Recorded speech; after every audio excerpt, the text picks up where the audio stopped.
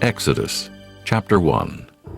Now these are the names of the children of Israel which came into Egypt. Every man and his household came with Jacob: Reuben, Simeon, Levi, and Judah; Issachar, Zebulun, and Benjamin; Dan and Naphtali; Gad and Asher. And all the souls that came out of the loins of Jacob were 70 souls, for Joseph was in Egypt already. And Joseph died, and all his brethren, and all that generation. And the children of Israel were fruitful and increased abundantly, and multiplied, and waxed exceedingly mighty, and the land was filled with them. Now there arose up a new king over Egypt, which knew not Joseph, and he said unto his people, Behold, the people of the children of Israel are more and mightier than we. Come on, let us deal wisely with them, lest they multiply. And it come to pass, that when there falleth out any war, they join also unto our enemies, and fight against us, and so get them up out of the land. Therefore they did set over them taskmasters to afflict them with their burdens. And they built for Pharaoh treasure cities, Pithom and Ramesses. But the more they afflicted them, the more they multiplied and grew, and they were grieved because of the children of Israel. And the Egyptians made the children of Israel to serve with rigor, and they made their lives bitter with hard bondage, in mortar and in brick, and in all manner of service in the field. All their service wherein they made them serve was with rigor. And the king of Egypt spake to the Hebrew midwives, of which the name of one was Shiphrah, and the name of the other Puah. And he said, When ye do the office of a midwife to the Hebrew women, and see them upon the stools, if it be a son, then ye shall kill him. But if it be a daughter, then she shall live. But the midwives feared God, and did not as the king of Egypt commanded them, but saved the men children alive. And the king of Egypt called for the midwives, and said unto them, Why have ye done this thing, and have saved the men children alive? And the midwives said unto Pharaoh, Because the Hebrew women are not as the Egyptian women, for they are lively, and are delivered ere the midwives come in unto them. Therefore God dealt well with the midwives, and the people multiplied and waxed very mighty. And it came to pass, because the midwives feared God, that he made them houses. And Pharaoh charged all his people, saying, Every son that is born ye shall cast into the river, and every daughter ye shall save alive. Chapter 2. And there went a man of the house of Levi, and took to wife a daughter of Levi. And the woman conceived, and bare a son. And when she saw him that he was a goodly child, she hid him 3 months. And when she could no longer hide him, she took for him an ark of bulrushes, and daubed it with slime and with pitch, and put the child therein. And she laid it in the flags by the river's brink. And his sister stood afar off, to wit what would be done to him. And the daughter of Pharaoh came down to wash herself at the river, and her maidens walked along by the river's side. And when she saw the ark among the flags, she sent her maid to fetch it. And when she had opened it, she saw the child, and behold, the babe wept. And she had compassion on him, and said, This is one of the Hebrews' children. Then said his sister to Pharaoh's daughter, Shall I go and call to thee a nurse of the Hebrew women, that she may nurse the child for thee? And Pharaoh's daughter said to her, Go, And the maid went and called the child's mother. And Pharaoh's daughter said unto her, take this child away, and nurse it for me, and I will give thee thy wages. And the woman took the child and nursed it. And the child grew, and she brought him unto Pharaoh's daughter, and he became her son. And she called his name Moses. And she said, Because I drew him out of the water.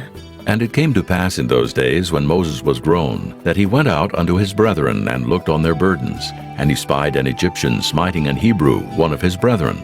And he looked this way and that way, and when he saw that there was no man, he slew the Egyptian, and hid him in the sand. And when he went out the second day, behold, 2 men of the Hebrews strove together. And he said to him that did the wrong, Wherefore smitest thou thy fellow? And he said, Who made thee a prince and a judge over us? Intendest thou to kill me as thou killedst the Egyptian? And Moses feared, and said, Surely this thing is known. Now when Pharaoh heard this thing, he sought to slay Moses. But Moses fled from the face of Pharaoh, and dwelt in the land of Midian. And he sat down by a well. Now the priest of Midian had 7 daughters, and they came and drew water, and filled the troughs to water their father's flock. And the shepherds came and drove them away. But Moses stood up and helped them, and watered their flock. And when they came to rule their father, he said, How is it that ye are come so soon today? And they said, An Egyptian delivered us out of the hand of the shepherds, and also drew water enough for us, and watered the flock. And he said unto his daughters, And where is he? Why is it that ye have left the man? Call him that he may eat bread. And Moses was content to dwell with the man. And he gave Moses Zipporah his daughter, and she bare him a son, and he called his name Gershon, for he said, I have been a stranger in a strange land. And it came to pass in process of time that the king of Egypt died, and the children of Israel sighed by reason of the bondage. And they cried, and their cry came up unto God by reason of the bondage. And God heard their groaning. And God remembered his covenant with Abraham, with Isaac, and with Jacob. And God looked upon the children of Israel, and God had respect unto them. Chapter 3. Now Moses kept the flock of Jethro his father-in-law, the priest of Midian. And he led the flock to the backside of the desert, and came to the mountain of God, even to Horeb. And the angel of the Lord appeared unto him in a flame of fire out of the midst of a bush. And he looked, and behold, the bush burned with fire, and the bush was not consumed. And Moses said, I will now turn aside and see this great sight, why the bush is not burnt. And when the Lord saw that he turned aside to see, God called unto him out of the midst of the bush, and said, Moses, Moses. And he said, Here am I. And he said, Draw not nigh hither. Put off thy shoes from off thy feet, for the place whereon thou standest is holy ground. Moreover he said, I am the God of thy father, the God of Abraham, the God of Isaac, and the God of Jacob. And Moses hid his face, for he was afraid to look upon God. And the Lord said, I have surely seen the affliction of my people which are in Egypt, and have heard their cry by reason of their taskmasters. For I know their sorrows, and I am come down to deliver them out of the hand of the Egyptians, and to bring them up out of that land, unto a good land and a large, unto a land flowing with milk and honey, unto the place of the Canaanites, and the Hittites, and the Amorites, and the Perizzites, and the Hivites, and the Jebusites. Now therefore, behold, the cry of the children of Israel is come unto me, and I have also seen the oppression wherewith the Egyptians oppress them. Come now therefore, and I will send thee unto Pharaoh, that thou mayest bring forth my people, the children of Israel, out of Egypt. And Moses said unto God, Who am I, that I should go unto Pharaoh, and that I should bring forth the children of Israel out of Egypt? And he said, Certainly I will be with thee, and this shall be a token unto thee that I have sent thee. When thou hast brought forth the people out of Egypt, ye shall serve God upon this mountain. And Moses said unto God, Behold, when I come unto the children of Israel, and shall say unto them, The God of your fathers hath sent me unto you, and they shall say to me, What is his name? What shall I say unto them? And God said unto Moses, I am that I am. And he said, Thus shalt thou say unto the children of Israel, I am hath sent me unto you. And God said moreover unto Moses, Thus shalt thou say unto the children of Israel, The Lord God of your fathers, the God of Abraham, the God of Isaac, and the God of Jacob hath sent me unto you. This is my name forever, and this is my memorial unto all generations.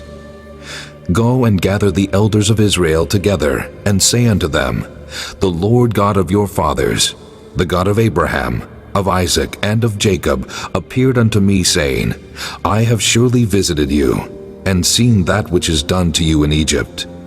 And I have said, I will bring you up out of the affliction of Egypt, unto the land of the Canaanites, and the Hittites, and the Amorites, and the Perizzites, and the Hivites, and the Jebusites, unto a land flowing with milk and honey.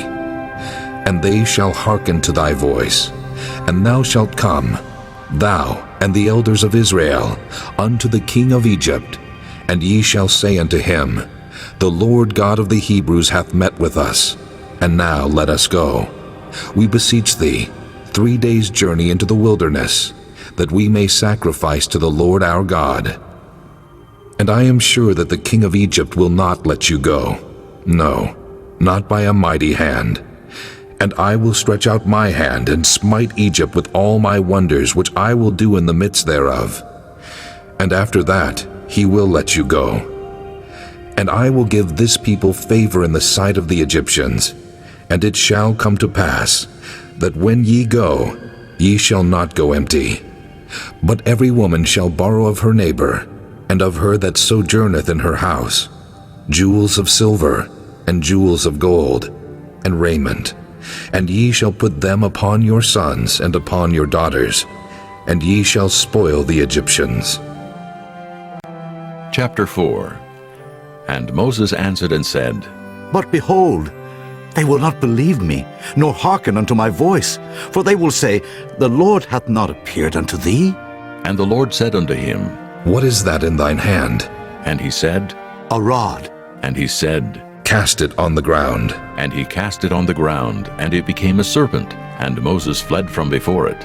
And the Lord said unto Moses, Put forth thine hand, and take it by the tail. And he put forth his hand, and caught it, and it became a rod in his hand. That they may believe that the Lord God of their fathers, the God of Abraham, the God of Isaac, and the God of Jacob, hath appeared unto thee. And the Lord said furthermore unto him, Put now thine hand into thy bosom. And he put his hand into his bosom. And when he took it out, behold, his hand was leprous as snow. And he said, Put thine hand into thy bosom again. And he put his hand into his bosom again, and plucked it out of his bosom. And behold, it was turned again as his other flesh. And it shall come to pass, if they will not believe thee, neither hearken to the voice of the first sign, that they will believe the voice of the latter sign. And it shall come to pass, if they will not believe also these two signs, neither hearken unto thy voice, that thou shalt take of the water of the river, and pour it upon the dry land. And the water which thou takest out of the river shall become blood upon the dry land. And Moses said unto the Lord, O my Lord, I am not eloquent, neither heretofore nor since thou hast spoken unto thy servant, but I am slow of speech, and of a slow tongue. And the Lord said unto him, Who hath made man's mouth? Or who maketh the dumb or deaf, or the seen or the blind? Have not I the Lord? Now therefore go, and I will be with thy mouth, and teach thee what thou shalt say. And he said, O my Lord, send, I pray thee, by the hand of him whom thou wilt send. And the anger of the Lord was kindled against Moses, and he said, Is not Aaron the Levite thy brother? I know that he can speak well. And also, behold, he cometh forth to meet thee, and when he seeth thee, he will be glad in his heart. And thou shalt speak unto him, and put words in his mouth. And I will be with thy mouth, and with his mouth, and will teach you what ye shall do. And he shall be thy spokesman unto the people. And he shall be, even he shall be to thee instead of a mouth, and thou shalt be to him instead of God. And thou shalt take this rod in thine hand, wherewith thou shalt do signs. And Moses went and returned to Jethro his father-in-law, and said unto him, Let me go, I pray thee, and return unto my brethren which are in Egypt, and see whether they be yet alive. And Jethro said to Moses, Go in peace. And the Lord said unto Moses in Midian, Go, return into Egypt, for all the men are dead which sought thy life. And Moses took his wife and his sons, and set them upon an ass, and he returned to the land of Egypt. And Moses took the rod of God in his hand. And the Lord said unto Moses, When thou goest to return into Egypt, see that thou do all those wonders before Pharaoh, which I have put in thine hand. But I will harden his heart, that he shall not let the people go. And thou shalt say unto Pharaoh, Thus saith the Lord, Israel is my son, even my firstborn. And I say unto thee, Let my son go, that he may serve me. And if thou refuse to let him go, behold, I will slay thy son, even thy firstborn. And it came to pass by the way in the inn, that the Lord met him, and sought to kill him. Then Zipporah took a sharp stone, and cut off the foreskin of her son, and cast it at his feet, and said, Surely a bloody husband art thou to me. So he let him go. Then she said, A bloody husband thou art. because of the circumcision. And the Lord said to Aaron, Go into the wilderness to meet Moses. And he went and met him in the mount of God and kissed him. And Moses told Aaron all the words of the Lord who had sent him, and all the signs which he had commanded him. And Moses and Aaron went and gathered together all the elders of the children of Israel. And Aaron spake all the words which the Lord had spoken unto Moses, and did the signs in the sight of the people. And the people believed. And when they heard that the Lord had visited the children of Israel, and that he had looked upon their affliction, then they bowed their heads and worshipped. Chapter 5. And afterward Moses and Aaron went in and told Pharaoh, Thus saith the Lord God of Israel, Let my people go, that they may hold a feast unto me in the wilderness. And Pharaoh said, Who is the Lord, that I should obey his voice to let Israel go? I know not the Lord, neither will I let Israel go. And they said, The God of the Hebrews hath met with us. Let us go, we pray thee, 3 days' journey into the desert, and sacrifice unto the Lord our God, lest he fall upon us with pestilence or with the sword. And the king of Egypt said unto them, Wherefore do ye, Moses and Aaron, let the people from their works get you unto your burdens? And Pharaoh said, Behold, the people of the land now are many, and ye make them rest from their burdens. And Pharaoh commanded the same day the taskmasters of the people and their officers, saying, Ye shall no more give the people straw to make brick.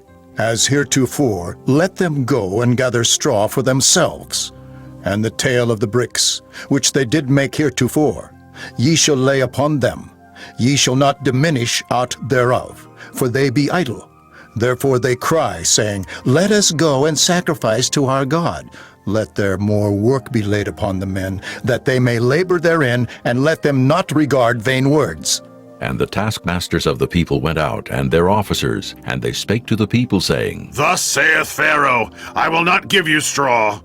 Go ye, get you straw where ye can find it, yet not aught of your work shall be diminished. So the people were scattered abroad throughout all the land of Egypt to gather stubble instead of straw. And the taskmasters hasted them, saying, Fulfill your works, your daily tasks, as when there was straw. And the officers of the children of Israel, which Pharaoh's taskmasters had set over them, were beaten and demanded, Wherefore have ye not fulfilled your task in making brick both yesterday and today, as heretofore? Then the officers of the children of Israel came and cried unto Pharaoh, saying, Wherefore dealest thou thus with thy servants? There is no straw given unto thy servants, and they say to us, Make brick, and behold, thy servants are beaten, but the fault is in thine own people. But he said, Ye are idle. Ye are idle. Therefore ye say, Let us go and do sacrifice to the Lord. Go therefore now, and work. For there shall no straw be given you, yet shall ye deliver the tale of bricks. And the officers of the children of Israel did see that they were in evil case after it was said, Ye shall not diminish aught from your bricks of your daily task. And they met Moses and Aaron, who stood in the way as they came forth from Pharaoh.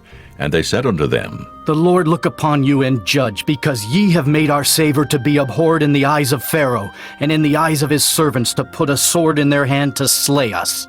And Moses returned unto the Lord and said, Lord, wherefore hast thou so evil entreated this people? Why is it that thou hast sent me?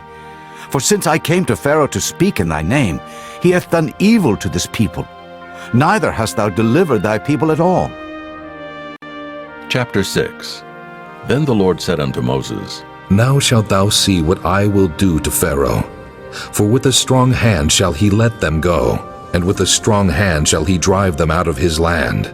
And God spake unto Moses and said unto him, I am the Lord, and I appeared unto Abraham, unto Isaac, and unto Jacob by the name of God Almighty. But by my name Jehovah was I not known to them. And I have also established my covenant with them, to give them the land of Canaan, the land of their pilgrimage, wherein they were strangers. And I have also heard the groaning of the children of Israel, whom the Egyptians keep in bondage, and I have remembered my covenant. Wherefore say unto the children of Israel, I am the Lord, and I will bring you out from under the burdens of the Egyptians. And I will rid you out of their bondage, and I will redeem you with a stretched out arm, and with great judgments.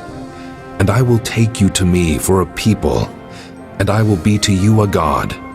And ye shall know that I am the Lord your God, which bringeth you out from under the burdens of the Egyptians. And I will bring you in unto the land, concerning the which I did swear to give it to Abraham, to Isaac, and to Jacob. And I will give it you for an heritage. I am the Lord. And Moses spake so unto the children of Israel, but they hearkened not unto Moses for anguish of spirit and for cruel bondage. And the Lord spake unto Moses, saying, Go in, speak unto Pharaoh king of Egypt, that he let the children of Israel go out of his land. And Moses spake before the Lord, saying, Behold, the children of Israel have not hearkened unto me. How then shall Pharaoh hear me, who am of uncircumcised lips? And the Lord spake unto Moses and unto Aaron, and gave them a charge unto the children of Israel, and unto Pharaoh king of Egypt, to bring the children of Israel out of the land of Egypt. These be the heads of their fathers' houses. The sons of Reuben, the firstborn of Israel, Hanok, and Palu, Hezron, and Carmi. These be the families of Reuben. And the sons of Simeon, Jemuel, and Jamin, and Ohad, and Jachin, and Zohar, and Shaul, the son of a Canaanitish woman. These are the families of Simeon. And these are the names of the sons of Levi according to their generations, Gershon, and Kohath, and Merari. And the years of the life of Levi were 137 years. The sons of Gershon, Libni, and Shimei, according to their families. And the sons of Kohath, Amram, and Izhar, and Hebron, and Uzziel. And the years of the life of Kohath were 133 years. And the sons of Merari, Mahali, and Mushi. These are the families of Levi, according to their generations. And Amram took him Jochebed, his father's sister, to wife, and she bare him Aaron and Moses. And the years of the life of Amram were 137 years.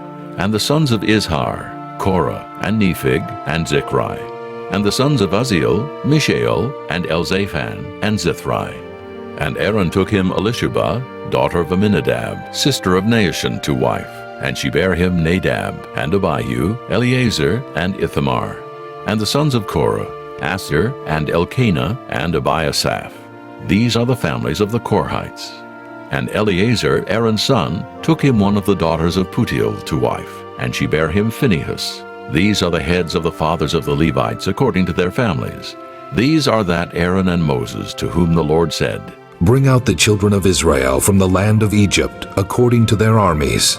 These are they which spake to Pharaoh king of Egypt, to bring out the children of Israel from Egypt. These are that Moses and Aaron. And it came to pass on the day when the Lord spake unto Moses in the land of Egypt, that the Lord spake unto Moses, saying, I am the Lord.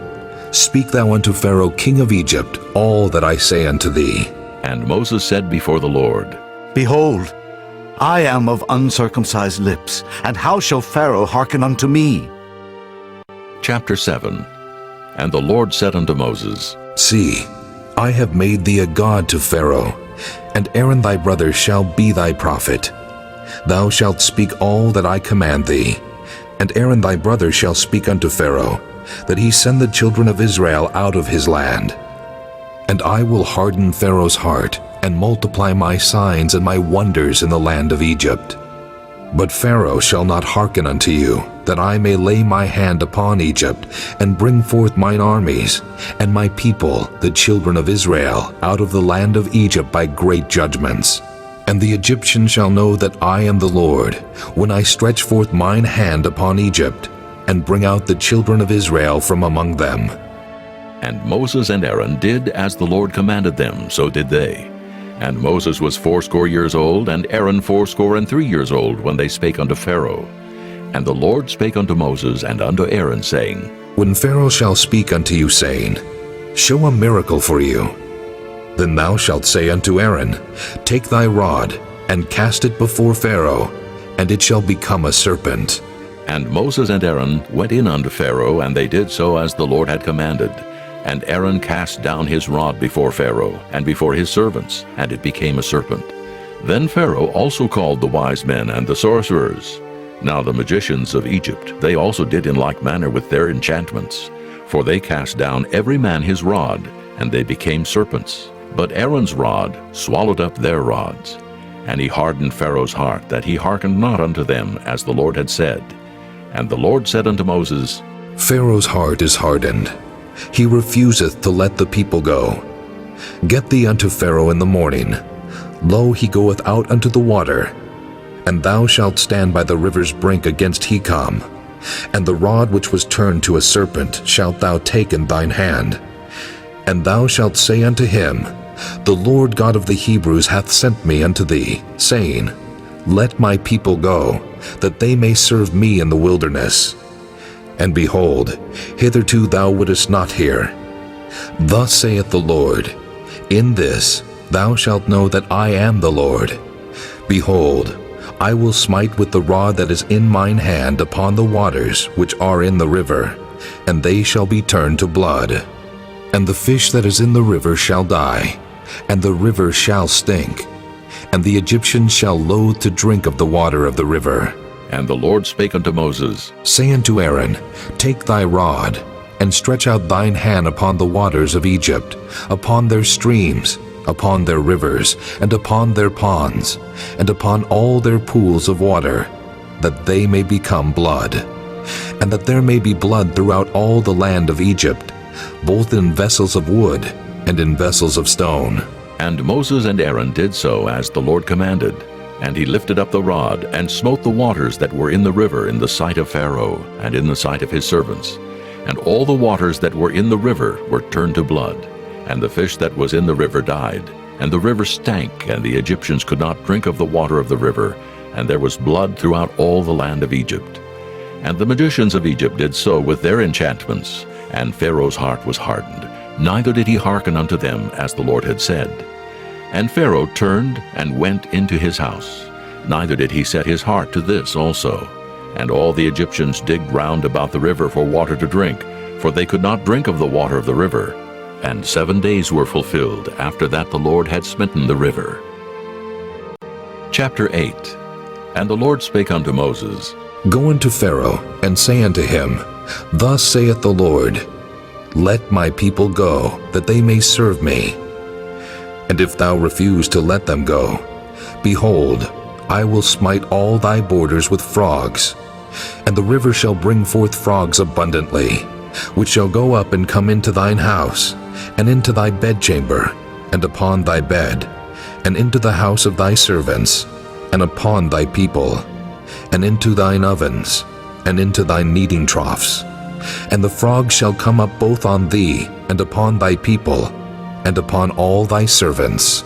And the Lord spake unto Moses, Say unto Aaron, Stretch forth thine hand with thy rod over the streams, over the rivers, and over the ponds, and cause frogs to come up upon the land of Egypt. And Aaron stretched out his hand over the waters of Egypt, and the frogs came up and covered the land of Egypt. And the magicians did so with their enchantments, and brought up frogs upon the land of Egypt. Then Pharaoh called for Moses and Aaron and said, Entreat the Lord, that he may take away the frogs from me and from my people. And I will let the people go, that they may do sacrifice unto the Lord. And Moses said unto Pharaoh, Glory over me. When shall I entreat for thee, and for thy servants, and for thy people, to destroy the frogs from thee and thy houses, that they may remain in the river only? And he said, Tomorrow. And he said, Be it according to thy word, that thou mayest know that there is none like unto the Lord our God. And the frogs shall depart from thee, and from thy houses, and from thy servants, and from thy people. They shall remain in the river only. And Moses and Aaron went out from Pharaoh, and Moses cried unto the Lord because of the frogs which he had brought against Pharaoh. And the Lord did according to the word of Moses, and the frogs died out of the houses, out of the villages, and out of the fields. And they gathered them together upon heaps, and the land stank. But when Pharaoh saw that there was respite, he hardened his heart, and hearkened not unto them as the Lord had said. And the Lord said unto Moses, Say unto Aaron, Stretch out thy rod, and smite the dust of the land, that it may become lice throughout all the land of Egypt. And they did so. For Aaron stretched out his hand with his rod, and smote the dust of the earth, and it became lice in man and in beast. All the dust of the land became lice throughout all the land of Egypt. And the magicians did so with their enchantments to bring forth lice, but they could not. So there were lice upon man and upon beast. Then the magicians said unto Pharaoh, This is the finger of God. And Pharaoh's heart was hardened, and he hearkened not unto them as the Lord had said. And the Lord said unto Moses, Rise up early in the morning, and stand before Pharaoh. Lo, he cometh forth to the water, and say unto him, Thus saith the Lord, Let my people go, that they may serve me. Else, if thou wilt not let my people go, behold, I will send swarms of flies upon thee, and upon thy servants, and upon thy people, and into thy houses, and the houses of the Egyptians shall be full of swarms of flies, and also the ground whereon they are. And I will sever in that day the land of Goshen, in which my people dwell, that no swarms of flies shall be there, to the end thou mayest know that I am the Lord in the midst of the earth. And I will put a division between my people and thy people.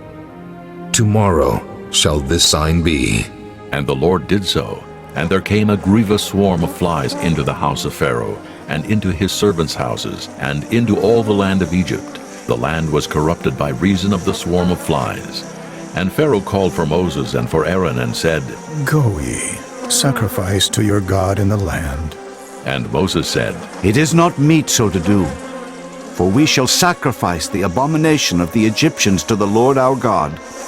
Lo, shall we sacrifice the abomination of the Egyptians before their eyes? And will they not stone us?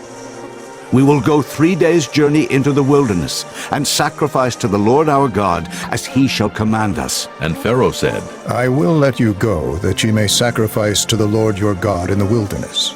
Only ye shall not go very far away. Entreat for me. And Moses said, Behold, I go out from thee, and I will entreat the Lord that the swarms of flies may depart from Pharaoh, from his servants, and from his people tomorrow. But let not Pharaoh deal deceitfully any more in not letting the people go to sacrifice to the Lord. And Moses went out from Pharaoh and entreated the Lord. And the Lord did according to the word of Moses, and he removed the swarms of flies from Pharaoh, from his servants, and from his people. There remained not one. And Pharaoh hardened his heart at this time also, neither would he let the people go. Chapter 9. Then the Lord said unto Moses, Go in unto Pharaoh, and tell him, Thus saith the Lord God of the Hebrews, Let my people go, that they may serve me. For if thou refuse to let them go, and wilt hold them still, behold, the hand of the Lord is upon thy cattle, which is in the field, upon the horses, upon the asses, upon the camels, upon the oxen, and upon the sheep. There shall be a very grievous murrain. And the Lord shall sever between the cattle of Israel and the cattle of Egypt, and there shall nothing die of all that is the children's of Israel. And the Lord appointed a set time, saying, Tomorrow the Lord shall do this thing in the land. And the Lord did that thing on the morrow, and all the cattle of Egypt died. But of the cattle of the children of Israel died not one. And Pharaoh sent, and behold, there was not one of the cattle of the Israelites dead. And the heart of Pharaoh was hardened, and he did not let the people go. And the Lord said unto Moses and unto Aaron, Take to you handfuls of ashes of the furnace, and let Moses sprinkle it toward the heaven in the sight of Pharaoh. And it shall become small dust in all the land of Egypt, and shall be a boil breaking forth with blains upon man, and upon beast throughout all the land of Egypt. And they took ashes of the furnace, and stood before Pharaoh, and Moses sprinkled it up toward heaven, and it became a boil breaking forth with blains upon man and upon beast. And the magicians could not stand before Moses because of the boils, for the boil was upon the magicians and upon all the Egyptians. And the Lord hardened the heart of Pharaoh, and he hearkened not unto them, as the Lord had spoken unto Moses. And the Lord said unto Moses, Rise up early in the morning, and stand before Pharaoh, and say unto him, Thus saith the Lord God of the Hebrews, Let my people go, that they may serve me. For I will at this time send all my plagues upon thine heart, and upon thy servants, and upon thy people, that thou mayest know that there is none like me in all the earth. For now I will stretch out my hand, that I may smite thee and thy people with pestilence, and thou shalt be cut off from the earth. And in very deed for this cause have I raised thee up, for to show in thee my power, and that my name may be declared throughout all the earth. As yet exaltest thou thyself against my people, that thou wilt not let them go? Behold, tomorrow about this time, I will cause it to rain a very grievous hail, such as hath not been in Egypt since the foundation thereof even until now. Send therefore now, and gather thy cattle, and all that thou hast in the field, for upon every man and beast which shall be found in the field, and shall not be brought home, the hail shall come down upon them, and they shall die. He that feared the word of the Lord among the servants of Pharaoh made his servants and his cattle flee into the houses, and he that regarded not the word of the Lord left his servants and his cattle in the field. And the Lord said unto Moses, Stretch forth thine hand toward heaven, that there may be hail in all the land of Egypt, upon man, and upon beast, and upon every herb of the field throughout the land of Egypt. And Moses stretched forth his rod toward heaven, and the Lord sent thunder and hail, and the fire ran along upon the ground, and the Lord rained hail upon the land of Egypt. So there was hail and fire mingled with the hail, very grievous, such as there was none like it in all the land of Egypt, since it became a nation. And the hail smote throughout all the land of Egypt, all that was in the field, both man and beast. And the hail smote every herb of the field, and brake every tree of the field. Only in the land of Goshen, where the children of Israel were, was there no hail. And Pharaoh sent and called for Moses and Aaron, and said unto them, I have sinned this time. The Lord is righteous, and I and my people are wicked. Entreat the Lord, for it is enough, that there be no more mighty thunderings and hail, and I will let you go, and ye shall stay no longer. And Moses said unto him, As soon as I am gone out of the city, I will spread abroad my hands unto the Lord, and the thunder shall cease, neither shall there be any more hail, that thou mayest know how that the earth is the Lord's. But as for thee and thy servants, I know that ye will not yet fear the Lord God. And the flax and the barley was smitten, for the barley was in the ear, and the flax was bold. But the wheat and the rye were not smitten, for they were not grown up. And Moses went out of the city from Pharaoh, and spread abroad his hands unto the Lord. And the thunders and hail ceased, and the rain was not poured upon the earth. And when Pharaoh saw that the rain and the hail and the thunders were ceased, he sinned yet more, and hardened his heart, he and his servants. And the heart of Pharaoh was hardened, neither would he let the children of Israel go, as the Lord had spoken by Moses. Chapter 10. And the Lord said unto Moses, Go in unto Pharaoh, for I have hardened his heart and the heart of his servants, that I might show these my signs before him, and that thou mayest tell in the ears of thy son, and of thy son's son, what things I have wrought in Egypt, and my signs which I have done among them, that ye may know how that I am the Lord. And Moses and Aaron came in unto Pharaoh, and said unto him, Thus saith the Lord God of the Hebrews, How long wilt thou refuse to humble thyself before me? Let my people go, that they may serve me. Else, if thou refuse to let my people go, behold, tomorrow will I bring the locusts into thy coast, and they shall cover the face of the earth, that one cannot be able to see the earth. And they shall eat the residue of that which is escaped, which remaineth unto you from the hail, and shall eat every tree which groweth for you out of the field. And they shall fill thy houses, and the houses of all thy servants, and the houses of all the Egyptians, which neither thy fathers nor thy fathers' fathers have seen, since the day that they were upon the earth unto this day. And he turned himself, and went out from Pharaoh. And Pharaoh's servants said unto him, How long shall this man be a snare unto us? Let the men go, that they may serve the Lord their God. Knowest thou not yet that Egypt is destroyed? And Moses and Aaron were brought again unto Pharaoh, and he said unto them, Go, serve the Lord your God. But who are they that shall go? And Moses said, We will go with our young and with our old, with our sons and with our daughters, with our flocks and with our herds will we go. For we must hold a feast unto the Lord. And he said unto them, Let the Lord be so with you, as I will let you go, and your little ones. Look to it, for evil is before you. Not so. Go now, ye that are men, and serve the Lord, for that ye did desire. And they were driven out from Pharaoh's presence. And the Lord said unto Moses, Stretch out thine hand over the land of Egypt for the locusts, that they may come up upon the land of Egypt, and eat every herb of the land, even all that the hail hath left. And Moses stretched forth his rod over the land of Egypt. And the Lord brought an east wind upon the land all that day and all that night. And when it was morning, the east wind brought the locusts. And the locusts went up over all the land of Egypt, and rested in all the coasts of Egypt. Very grievous were they. Before them there were no such locusts as they, neither after them shall be such. For they covered the face of the whole earth, so that the land was darkened. And they did eat every herb of the land, and all the fruit of the trees which the hail had left. And there remained not any green thing in the trees, or in the herbs of the field, through all the land of Egypt. Then Pharaoh called for Moses and Aaron in haste, and he said, I have sinned against the Lord your God and against you.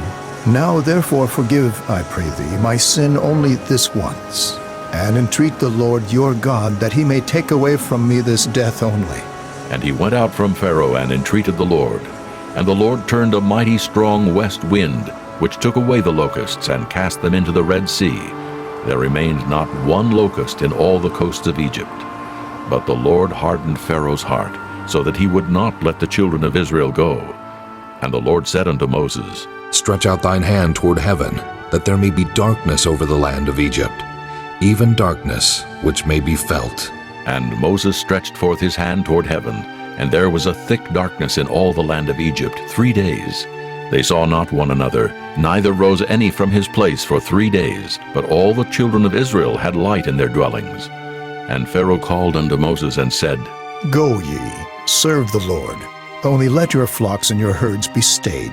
Let your little ones also go with you. And Moses said, Thou must give us also sacrifices and burnt offerings, that we may sacrifice unto the Lord our God. Our cattle also shall go with us. There shall not an hoof be left behind, for thereof must we take to serve the Lord our God. And we know not with what we must serve the Lord until we come thither. But the Lord hardened Pharaoh's heart, and he would not let them go. And Pharaoh said unto him, Get thee from me. Take heed to thyself. See my face no more, for in that day thou seest my face, thou shalt die. And Moses said, Thou hast spoken well. I will see thy face again no more. Chapter 11. And the Lord said unto Moses, Yet will I bring one plague more upon Pharaoh and upon Egypt. Afterwards he will let you go hence. When he shall let you go, he shall surely thrust you out hence altogether. Speak now in the ears of the people, and let every man borrow of his neighbor, and every woman of her neighbor, jewels of silver and jewels of gold. And the Lord gave the people favor in the sight of the Egyptians. Moreover, the man Moses was very great in the land of Egypt, in the sight of Pharaoh's servants, and in the sight of the people. And Moses said, Thus saith the Lord, About midnight will I go out into the midst of Egypt, and all the firstborn in the land of Egypt shall die, from the firstborn of Pharaoh that sitteth upon his throne, even unto the firstborn of the maidservant that is behind the mill, and all the firstborn of beasts.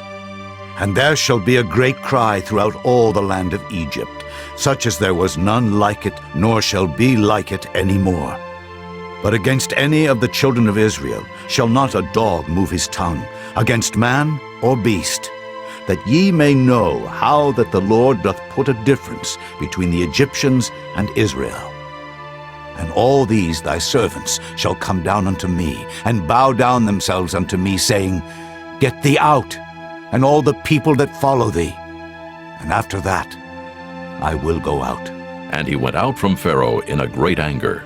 And the Lord said unto Moses, Pharaoh shall not hearken unto you, that my wonders may be multiplied in the land of Egypt. And Moses and Aaron did all these wonders before Pharaoh. And the Lord hardened Pharaoh's heart, so that he would not let the children of Israel go out of his land. Chapter 12. And the Lord spake unto Moses and Aaron in the land of Egypt, saying, This month shall be unto you the beginning of months. It shall be the first month of the year to you. Speak ye unto all the congregation of Israel, saying, In the 10th day of this month they shall take to them every man a lamb, according to the house of their fathers, a lamb for an house. And if the household be too little for the lamb, let him and his neighbor next unto his house take it according to the number of the souls. Every man according to his eating shall make your count for the lamb. Your lamb shall be without blemish, a male of the first year. Ye shall take it out from the sheep, or from the goats, and ye shall keep it up until the 14th day of the same month. And the whole assembly of the congregation of Israel shall kill it in the evening. And they shall take of the blood, and strike it on the 2 side posts, and on the upper doorpost of the houses, wherein they shall eat it. And they shall eat the flesh in that night, roast with fire and unleavened bread, and with bitter herbs they shall eat it. Eat not of it raw, nor sodden at all with water, but roast with fire his head with his legs, and with the purtenance thereof. And ye shall let nothing of it remain until the morning. And that which remaineth of it until the morning ye shall burn with fire. And thus shall ye eat it, with your loins girded, your shoes on your feet, and your staff in your hand. And ye shall eat it in haste. It is the Lord's Passover. For I will pass through the land of Egypt this night, and will smite all the firstborn in the land of Egypt, both man and beast, and against all the gods of Egypt I will execute judgment. I am the Lord. And the blood shall be to you for a token upon the houses where ye are. And when I see the blood, I will pass over you, and the plague shall not be upon you to destroy you when I smite the land of Egypt. And this day shall be unto you for a memorial, and ye shall keep it a feast to the Lord throughout your generations. Ye shall keep it a feast by an ordinance forever. 7 days shall ye eat unleavened bread. Even the first day ye shall put away leaven out of your houses. For whosoever eateth leavened bread from the first day until the 7th day, that soul shall be cut off from Israel. And in the first day there shall be an holy convocation, and in the 7th day there shall be an holy convocation to you. No manner of work shall be done in them, save that which every man must eat, that only may be done of you. And ye shall observe the feast of unleavened bread. For in this selfsame day have I brought your armies out of the land of Egypt. Therefore shall ye observe this day in your generations by an ordinance forever. In the first month, on the 14th day of the month at even, ye shall eat unleavened bread until the 21st day of the month at even. 7 days shall there be no leaven found in your houses. For whosoever eateth that which is leavened, even that soul shall be cut off from the congregation of Israel, whether he be a stranger or born in the land. Ye shall eat nothing leavened. In all your habitations shall ye eat unleavened bread. Then Moses called for all the elders of Israel and said unto them, Draw out and take you a lamb according to your families, and kill the Passover. And ye shall take a bunch of hyssop, and dip it in the blood that is in the basin, and strike the lintel and the 2 side posts with the blood that is in the basin. And none of you shall go out at the door of his house until the morning. For the Lord will pass through to smite the Egyptians. And when he seeth the blood upon the lintel, and on the 2 side posts, the Lord will pass over the door, and will not suffer the destroyer to come in unto your houses to smite you. And ye shall observe this thing for an ordinance to thee and to thy sons forever. And it shall come to pass, when ye be come to the land which the Lord will give you, according as he hath promised, that ye shall keep this service. And it shall come to pass, when your children shall say unto you, What mean ye by this service? That ye shall say, It is the sacrifice of the Lord's Passover, who passed over the houses of the children of Israel in Egypt when he smote the Egyptians, and delivered our houses. And the people bowed the head and worshipped. And the children of Israel went away, and did as the Lord had commanded Moses and Aaron, so did they. And it came to pass that at midnight the Lord smote all the firstborn in the land of Egypt, from the firstborn of Pharaoh that sat on his throne, unto the firstborn of the captive that was in the dungeon, and all the firstborn of cattle.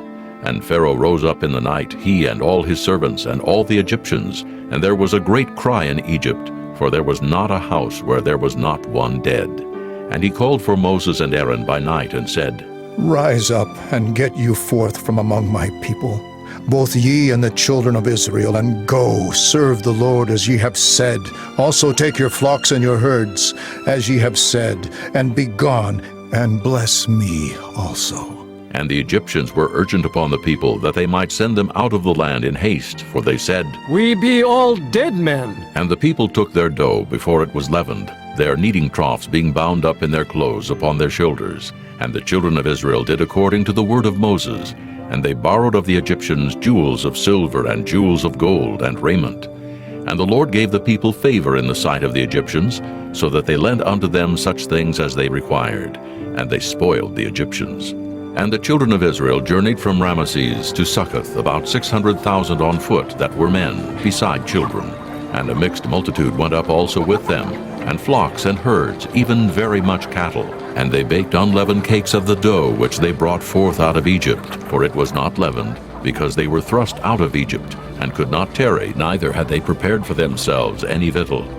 Now the sojourning of the children of Israel who dwelt in Egypt was 430 years. And it came to pass at the end of the 430 years, even the selfsame day it came to pass, that all the hosts of the Lord went out from the land of Egypt. It is a night to be much observed unto the Lord for bringing them out of the land of Egypt. This is that night of the Lord to be observed of all the children of Israel in their generations. And the Lord said unto Moses and Aaron, This is the ordinance of the Passover. There shall no stranger eat thereof. But every man's servant that is bought for money, when thou hast circumcised him, then shall he eat thereof. A foreigner and an hired servant shall not eat thereof. In one house shall it be eaten. Thou shalt not carry forth aught of the flesh abroad out of the house, neither shall ye break a bone thereof.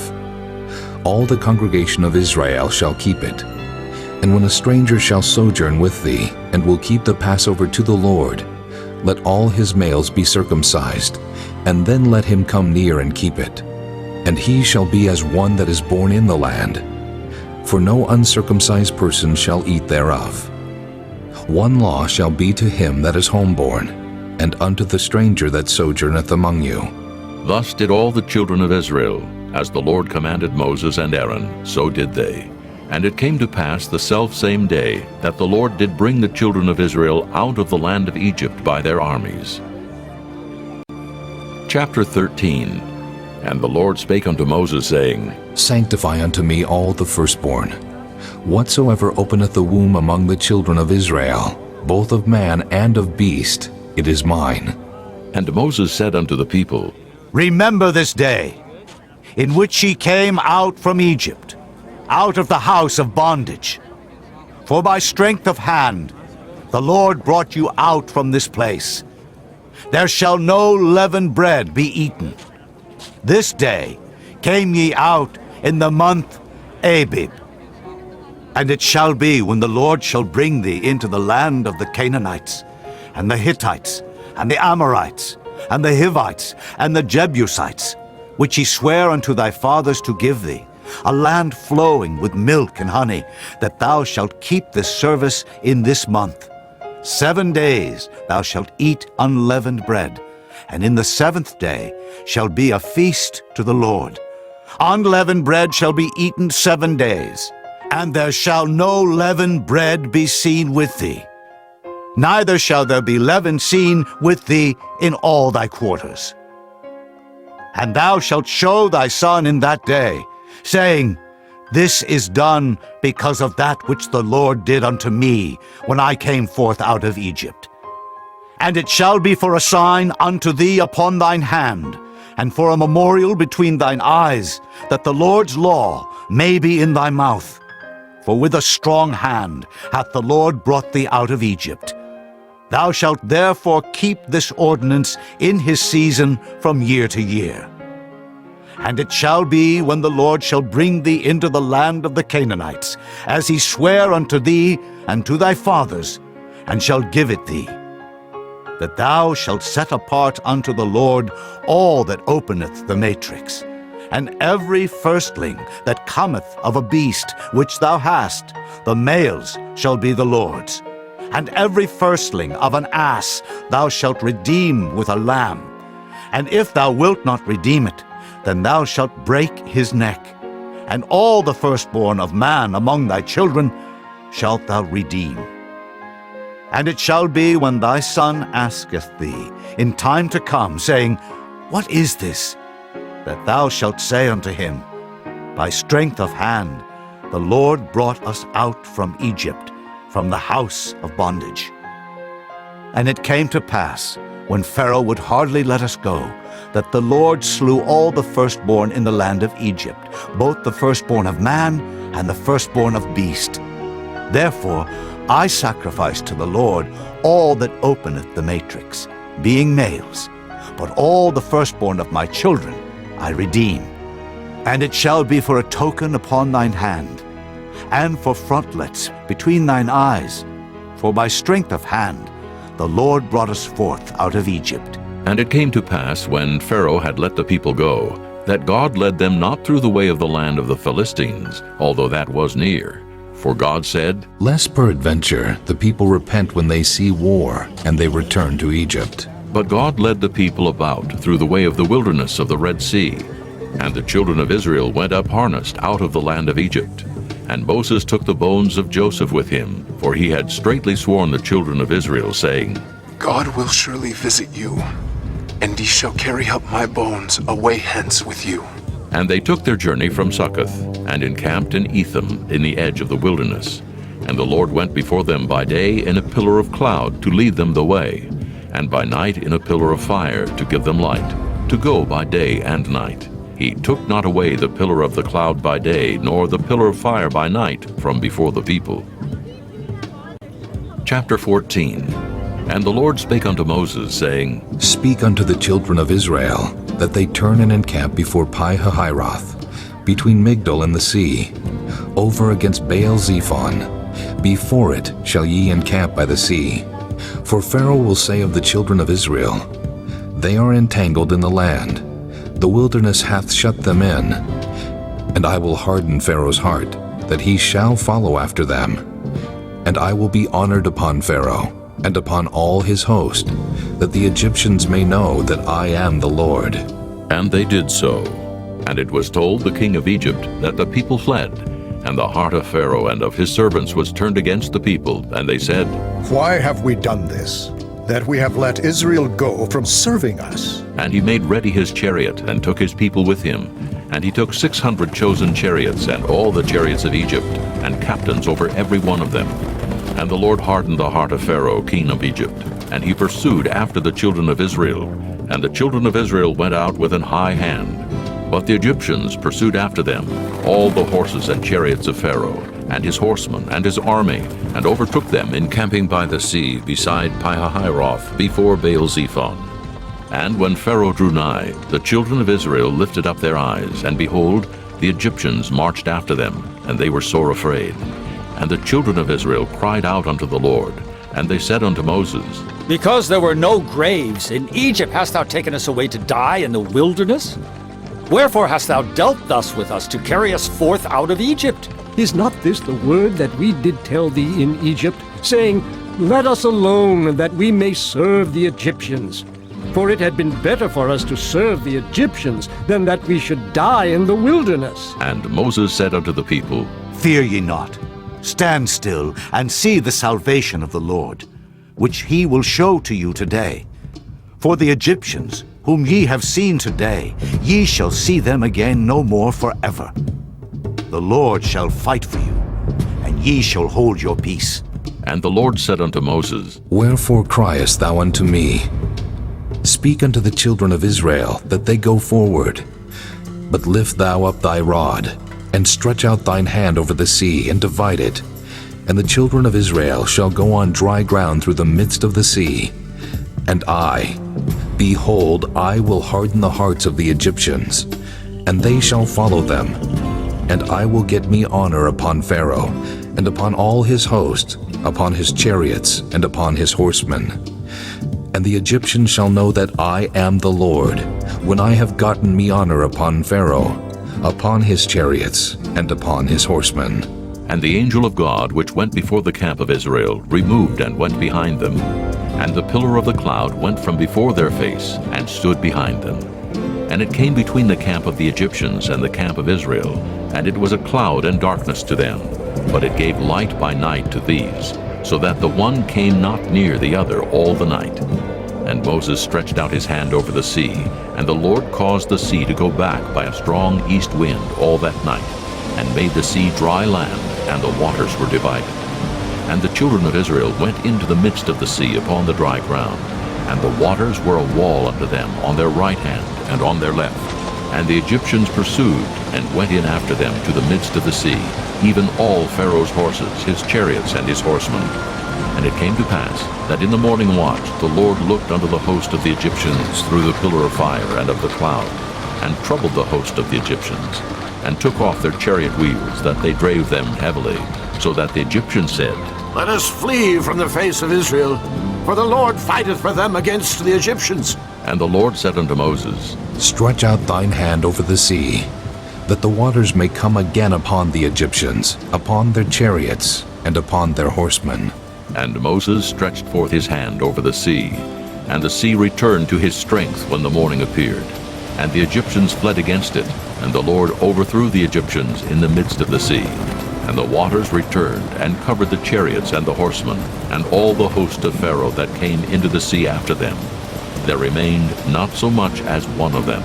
But the children of Israel walked upon dry land in the midst of the sea, and the waters were a wall unto them on their right hand and on their left. Thus the Lord saved Israel that day out of the hand of the Egyptians. And Israel saw the Egyptians dead upon the seashore. And Israel saw that great work which the Lord did upon the Egyptians. And the people feared the Lord, and believed the Lord and his servant Moses. Chapter 15. Then sang Moses and the children of Israel this song unto the Lord, and spake, saying, I will sing unto the Lord, for he hath triumphed gloriously. The horse and his rider hath he thrown into the sea. The Lord is my strength and song, and he is become my salvation. He is my God, and I will prepare him an habitation, my father's God, and I will exalt him. The Lord is a man of war. The Lord is his name. Pharaoh's chariots and his host hath he cast into the sea. His chosen captains also are drowned in the Red Sea. The depths have covered them. They sank into the bottom as a stone. Thy right hand, O Lord, is become glorious in power. Thy right hand, O Lord, hath dashed in pieces the enemy. And in the greatness of thine excellency, thou hast overthrown them that rose up against thee. Thou sentest forth thy wrath, which consumed them as stubble. And with the blast of thy nostrils the waters were gathered together. The flood stood upright as an heap, and the depths were congealed in the heart of the sea. The enemy said, I will pursue, I will overtake, I will divide the spoil. My lust shall be satisfied upon them. I will draw my sword, my hand shall destroy them. Thou didst blow with thy wind, the sea covered them. They sank as lead in the mighty waters. Who is like unto thee, O Lord, among the gods? Who is like thee, glorious in holiness, fearful in praises, doing wonders? Thou stretchedst out thy right hand, the earth swallowed them. Thou in thy mercy hast led forth the people which thou hast redeemed. Thou hast guided them in thy strength unto thy holy habitation. The people shall hear and be afraid. Sorrow shall take hold on the inhabitants of Palestina. Then the dukes of Edom shall be amazed. The mighty men of Moab, trembling, shall take hold upon them. All the inhabitants of Canaan shall melt away. Fear and dread shall fall upon them. By the greatness of thine arm they shall be as still as a stone, till thy people pass over, O Lord, till the people pass over which thou hast purchased. Thou shalt bring them in, and plant them in the mountain of thine inheritance, in the place, O Lord, which thou hast made for thee to dwell in the sanctuary, O Lord, which thy hands have established. The Lord shall reign forever and ever. For the horse of Pharaoh went in with his chariots and with his horsemen into the sea, And the Lord brought again the waters of the sea upon them. But the children of Israel went on dry land in the midst of the sea. And Miriam the prophetess, the sister of Aaron, took a timbrel in her hand, and all the women went out after her with timbrels and with dances.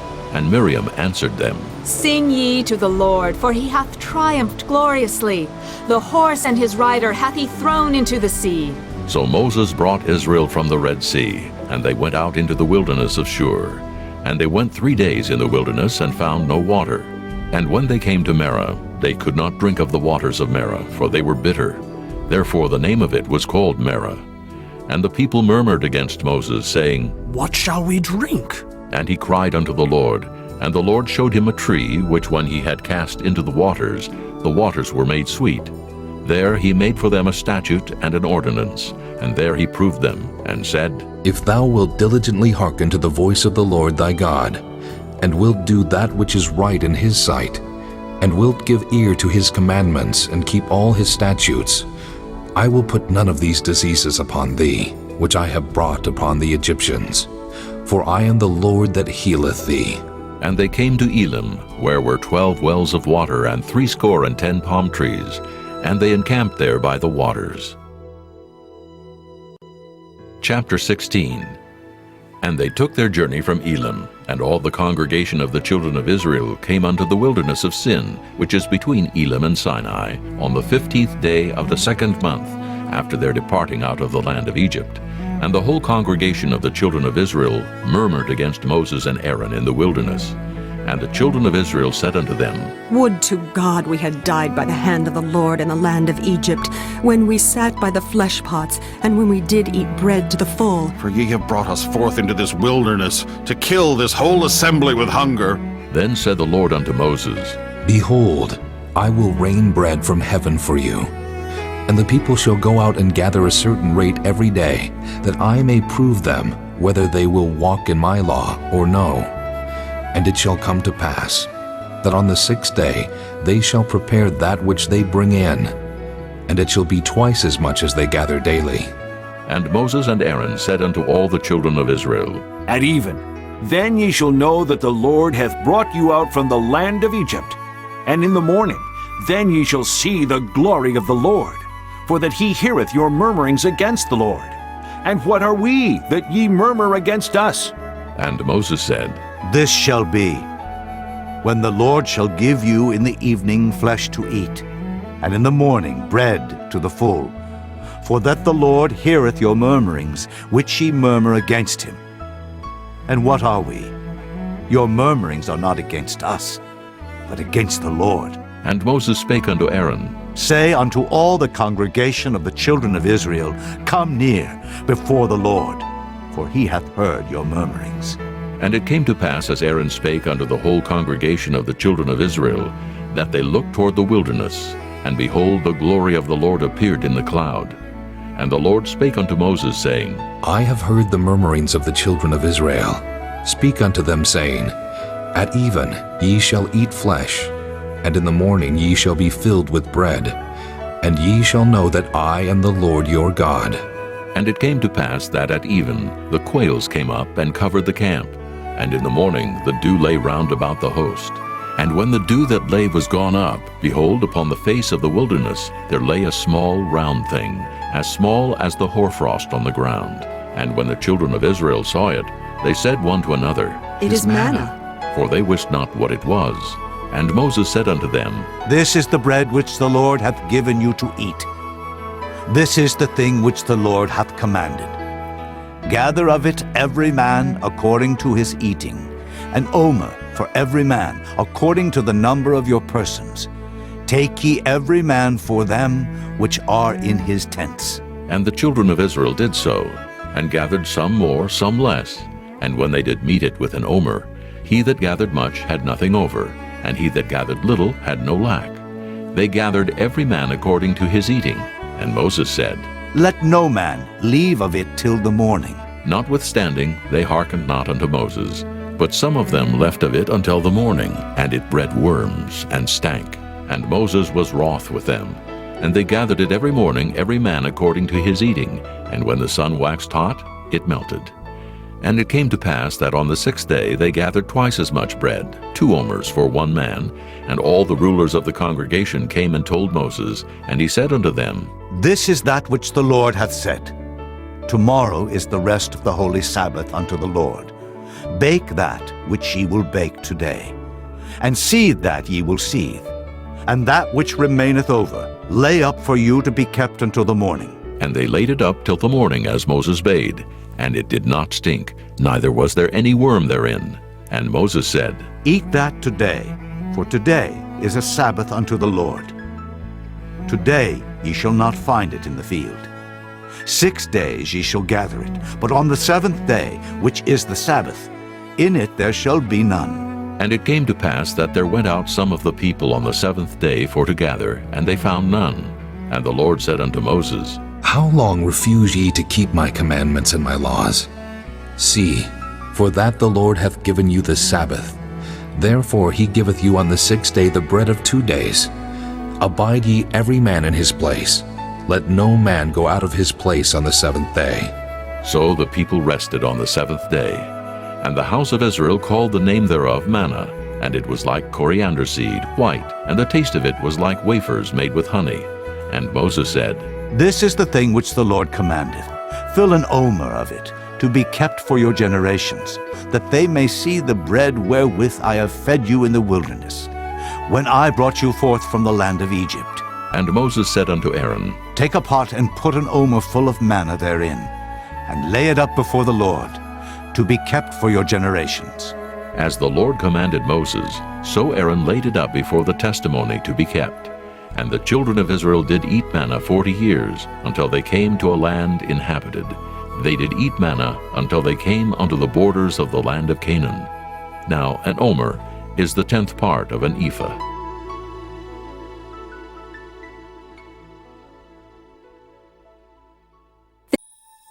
Chapter 17. And all the congregation of the children of Israel journeyed from the wilderness of Sin, after their journeys according to the commandment of the Lord, and pitched in Rephidim. And there was no water for the people to drink. Wherefore the people did chide with Moses, and said, Give us water, that we may drink. And Moses said unto them, Why chide ye with me? Wherefore do ye tempt the Lord? And the people thirsted there for water. And the people murmured against Moses, and said, Wherefore is this, that thou hast brought us up out of Egypt, to kill us and our children and our cattle with thirst? And Moses cried unto the Lord, saying, What shall I do unto this people? They be almost ready to stone me. And the Lord said unto Moses, Go on before the people, and take with thee of the elders of Israel, and thy rod wherewith thou smotest the river, take in thine hand, and go. Behold, I will stand before thee there upon the rock in Horeb, and thou shalt smite the rock, and there shall come water out of it, that the people may drink. And Moses did so in the sight of the elders of Israel. And he called the name of the place Massah and Meribah, because of the chiding of the children of Israel, and because they tempted the Lord, saying, Is the Lord among us, or not? Then came Amalek and fought with Israel in Rephidim. And Moses said unto Joshua, Choose us out men, and go out, fight with Amalek. Tomorrow I will stand on the top of the hill with the rod of God in mine hand. So Joshua did as Moses had said to him, and fought with Amalek. And Moses, Aaron, and Hur went up to the top of the hill. And it came to pass when Moses held up his hand, that Israel prevailed. And when he let down his hand, Amalek prevailed.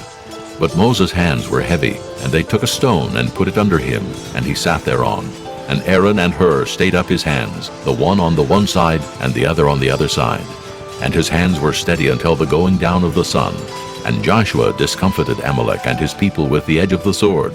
And the Lord said unto Moses, Write this for a memorial in a book, and rehearse it in the ears of Joshua. For I will utterly put out the remembrance of Amalek from under heaven.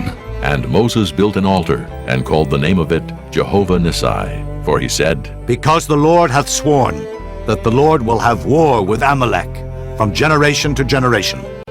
Chapter 18. When Jethro, the priest of Midian, Moses' father-in-law, heard of all that God had done for Moses and for Israel his people, and that the Lord had brought Israel out of Egypt, then Jethro, Moses' father-in-law, took Zipporah, Moses' wife, after he had sent her back, and her 2 sons, of which the name of the one was Gershom. For he said, I have been an alien in a strange land. And the name of the other was Eliezer, for "The God of my father," said he, "was mine help, and delivered me from the sword of Pharaoh." And Jethro, Moses' father-in-law, came with his sons and his wife unto Moses into the wilderness, where he encamped at the mount of God. And he said unto Moses, I, thy father-in-law Jethro, am come unto thee, and thy wife and her 2 sons with her. And Moses went out to meet his father-in-law, and did obeisance, and kissed him. And they asked each other of their welfare, and they came into the tent. And Moses told his father-in-law all that the Lord had done unto Pharaoh and to the Egyptians for Israel's sake, and all the travail that had come upon them by the way, and how the Lord delivered them. And Jethro rejoiced for all the goodness which the Lord had done to Israel, whom he had delivered out of the hand of the Egyptians. And Jethro said, Blessed be the Lord, who hath delivered you out of the hand of the Egyptians, and out of the hand of Pharaoh, who hath delivered the people from under the hand of the Egyptians. Now I know that the Lord is greater than all gods, for in the thing wherein they dealt proudly he was above them. And Jethro, Moses' father-in-law, took a burnt offering and sacrifices for God. And Aaron came and all the elders of Israel to eat bread with Moses' father-in-law before God. And it came to pass on the morrow that Moses sat to judge the people, and the people stood by Moses from the morning unto the evening. And when Moses' father-in-law saw all that he did to the people, he said, What is this thing that thou doest to the people? Why sittest thou thyself alone, and all the people stand by thee from morning unto even? And Moses said unto his father-in-law, Because the people come unto me to inquire of God. When they have a matter, they come unto me, and I judge between one and another. And I do make them know the statutes of God, and his laws. And Moses' father-in-law said unto him, The thing that thou doest is not good. Thou wilt surely wear away, both thou and this people that is with thee. For this thing is too heavy for thee. Thou art not able to perform it thyself alone. Hearken now unto my voice. I will give thee counsel, and God shall be with thee. Be thou for the people to Godward, that thou mayest bring the causes unto God. And thou shalt teach them ordinances and laws, and shalt show them the way wherein they must walk, and the work that they must do. Moreover, thou shalt provide out of all the people able men, such as fear God, men of truth, hating covetousness, and place such over them to be rulers of thousands, and rulers of hundreds, rulers of 50s, and rulers of 10s. And let them judge the people at all seasons. And it shall be that every great matter they shall bring unto thee, but every small matter they shall judge. So shall it be easier for thyself, and they shall bear the burden with thee. If thou shalt do this thing, and God command thee so, then thou shalt be able to endure, and all this people shall also go to their place in peace. So Moses hearkened to the voice of his father-in-law, and did all that he had said. And Moses chose able men out of all Israel, and made them heads over the people, rulers of thousands, rulers of hundreds, rulers of 50s, and rulers of 10s. And they judged the people at all seasons. The hard causes they brought unto Moses, but every small matter they judged themselves. And Moses let his father-in-law depart, and he went his way into his own land. Chapter 19. In the 3rd month, when the children of Israel were gone forth out of the land of Egypt, the same day came they into the wilderness of Sinai, for they were departed from Rephidim, and were come to the desert of Sinai, and had pitched in the wilderness. And there Israel camped before the mount. And Moses went up unto God, and the Lord called unto him out of the mountain, saying, Thus shalt thou say to the house of Jacob, and tell the children of Israel, Ye have seen what I did unto the Egyptians, and how I bare you on eagle's wings, and brought you unto myself. Now therefore, if ye will obey my voice indeed, and keep my covenant, then ye shall be a peculiar treasure unto me above all people. For all the earth is mine, and ye shall be unto me a kingdom of priests, and an holy nation. These are the words which thou shalt speak unto the children of Israel. And Moses came and called for the elders of the people, and laid before their faces all these words which the Lord commanded him.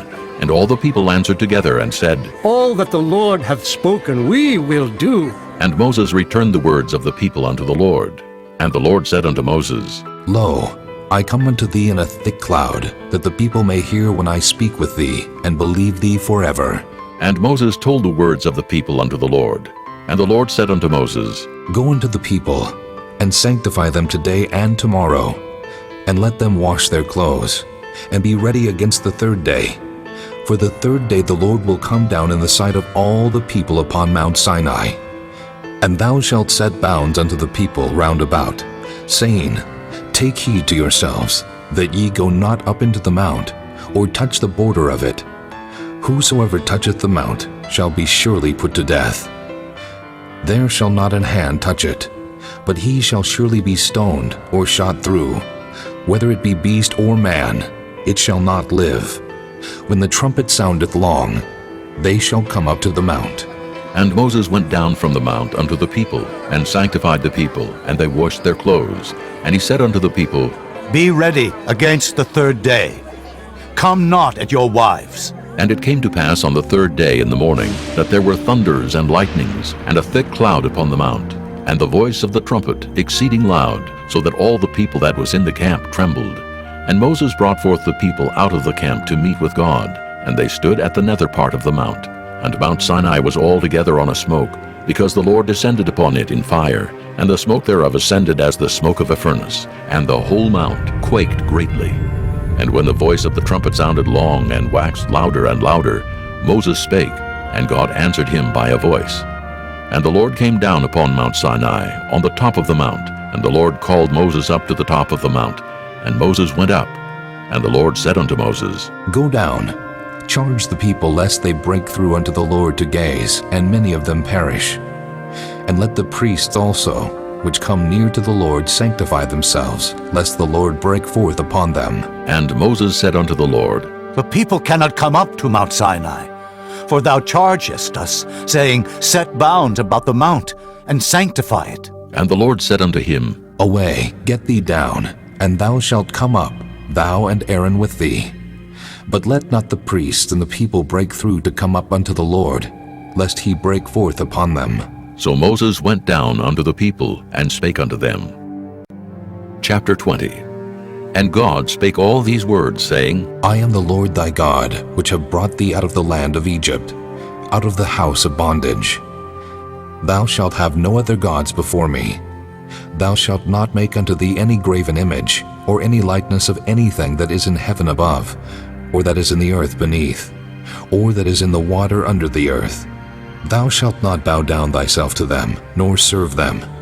For I, the Lord thy God, am a jealous God, visiting the iniquity of the fathers upon the children unto the third and fourth generation of them that hate me, and showing mercy unto thousands of them that love me, and keep my commandments. Thou shalt not take the name of the Lord thy God in vain, for the Lord will not hold him guiltless that taketh his name in vain. Remember the Sabbath day to keep it holy. 6 days shalt thou labor and do all thy work, but the seventh day is the Sabbath of the Lord thy God. In it thou shalt not do any work, thou, nor thy son, nor thy daughter, thy manservant, nor thy maidservant, nor thy cattle, nor thy stranger that is within thy gates. For in 6 days the Lord made heaven and earth, the sea, and all that in them is, and rested the seventh day. Wherefore the Lord blessed the Sabbath day, and hallowed it. Honor thy father and thy mother, that thy days may be long upon the land which the Lord thy God giveth thee. Thou shalt not kill. Thou shalt not commit adultery. Thou shalt not steal. Thou shalt not bear false witness against thy neighbor. Thou shalt not covet thy neighbor's house. Thou shalt not covet thy neighbor's wife, nor his manservant, nor his maidservant, nor his ox, nor his ass, nor anything that is thy neighbor's. And all the people saw the thunderings and the lightnings, and the noise of the trumpet, and the mountain smoking. And when the people saw it, they removed and stood afar off. And they said unto Moses, Speak thou with us, and we will hear. But let not God speak with us, lest we die. And Moses said unto the people, Fear not, for God is come to prove you, and that his fear may be before your faces, that ye sin not. And the people stood afar off. And Moses drew near unto the thick darkness where God was. And the Lord said unto Moses, Thus thou shalt say unto the children of Israel, Ye have seen that I have talked with you from heaven. Ye shall not make with me gods of silver, neither shall ye make unto you gods of gold. An altar of earth thou shalt make unto me, and shalt sacrifice thereon thy burnt offerings, and thy peace offerings, thy sheep, and thine oxen. In all places where I record my name I will come unto thee, and I will bless thee. And if thou wilt make me an altar of stone, thou shalt not build it of hewn stone, for if thou lift up thy tool upon it, thou hast polluted it. Neither shalt thou go up by steps unto mine altar, that thy nakedness be not discovered thereon. Chapter 21. Now these are the judgments which thou shalt set before them.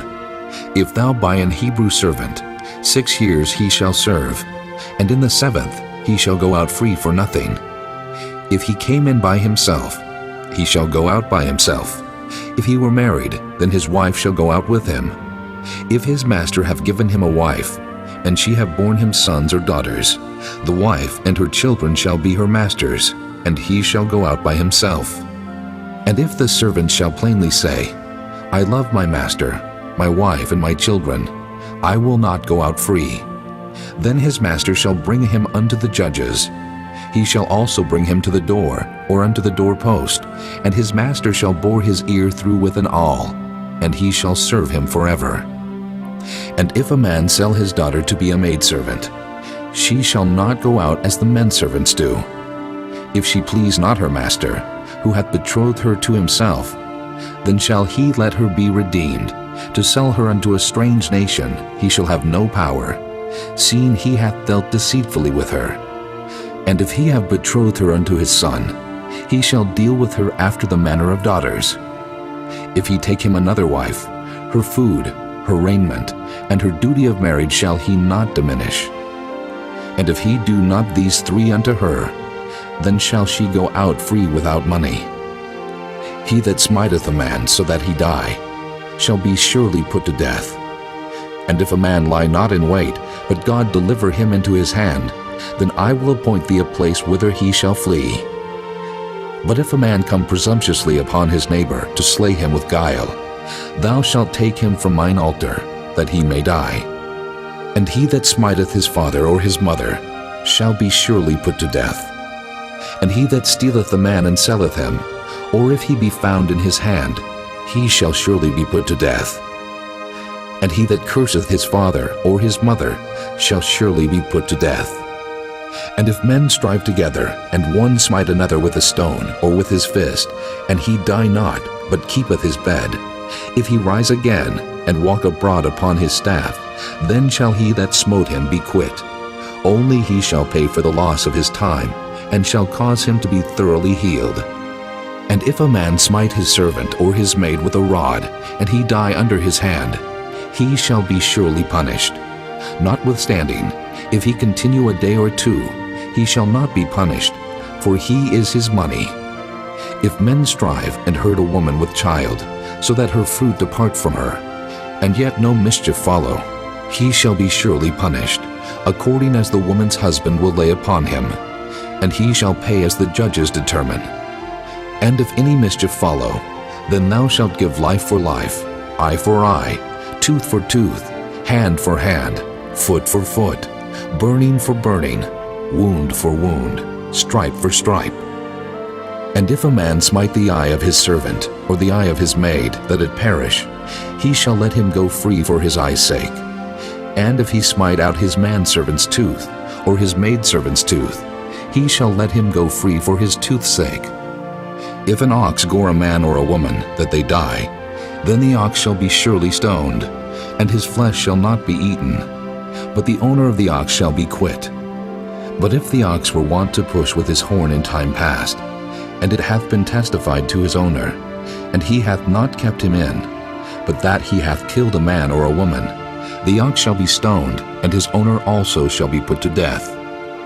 If there be laid on him a sum of money, then he shall give for the ransom of his life whatsoever is laid upon him. Whether he have gored a son, or have gored a daughter, according to this judgment shall it be done unto him. If the ox shall push a manservant or a maidservant, he shall give unto their master 30 shekels of silver, and the ox shall be stoned.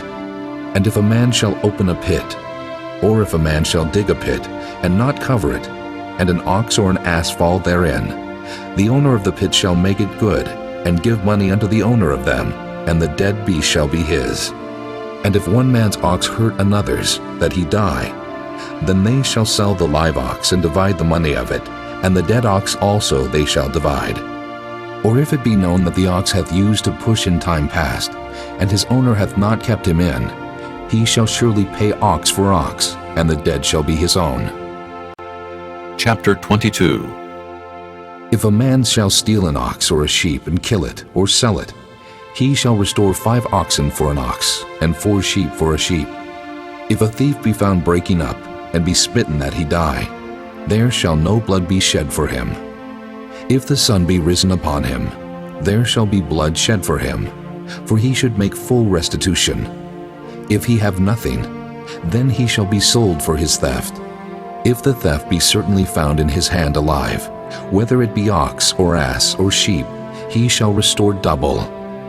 If a man shall cause a field or vineyard to be eaten, and shall put in his beast, and shall feed in another man's field, of the best of his own field, and of the best of his own vineyard, shall he make restitution. If fire break out, and catch in thorns, so that the stacks of corn, or the standing corn, or the field be consumed therewith, he that kindled the fire shall surely make restitution. If a man shall deliver unto his neighbor money or stuff to keep, and it be stolen out of the man's house, if the thief be found, let him pay double. If the thief be not found, then the master of the house shall be brought unto the judges, to see whether he have put his hand unto his neighbor's goods. For all manner of trespass, whether it be for ox, for ass, for sheep, for raiment, or for any manner of lost thing which another challengeth to be his, the cause of both parties shall come before the judges, and whom the judges shall condemn, he shall pay double unto his neighbor.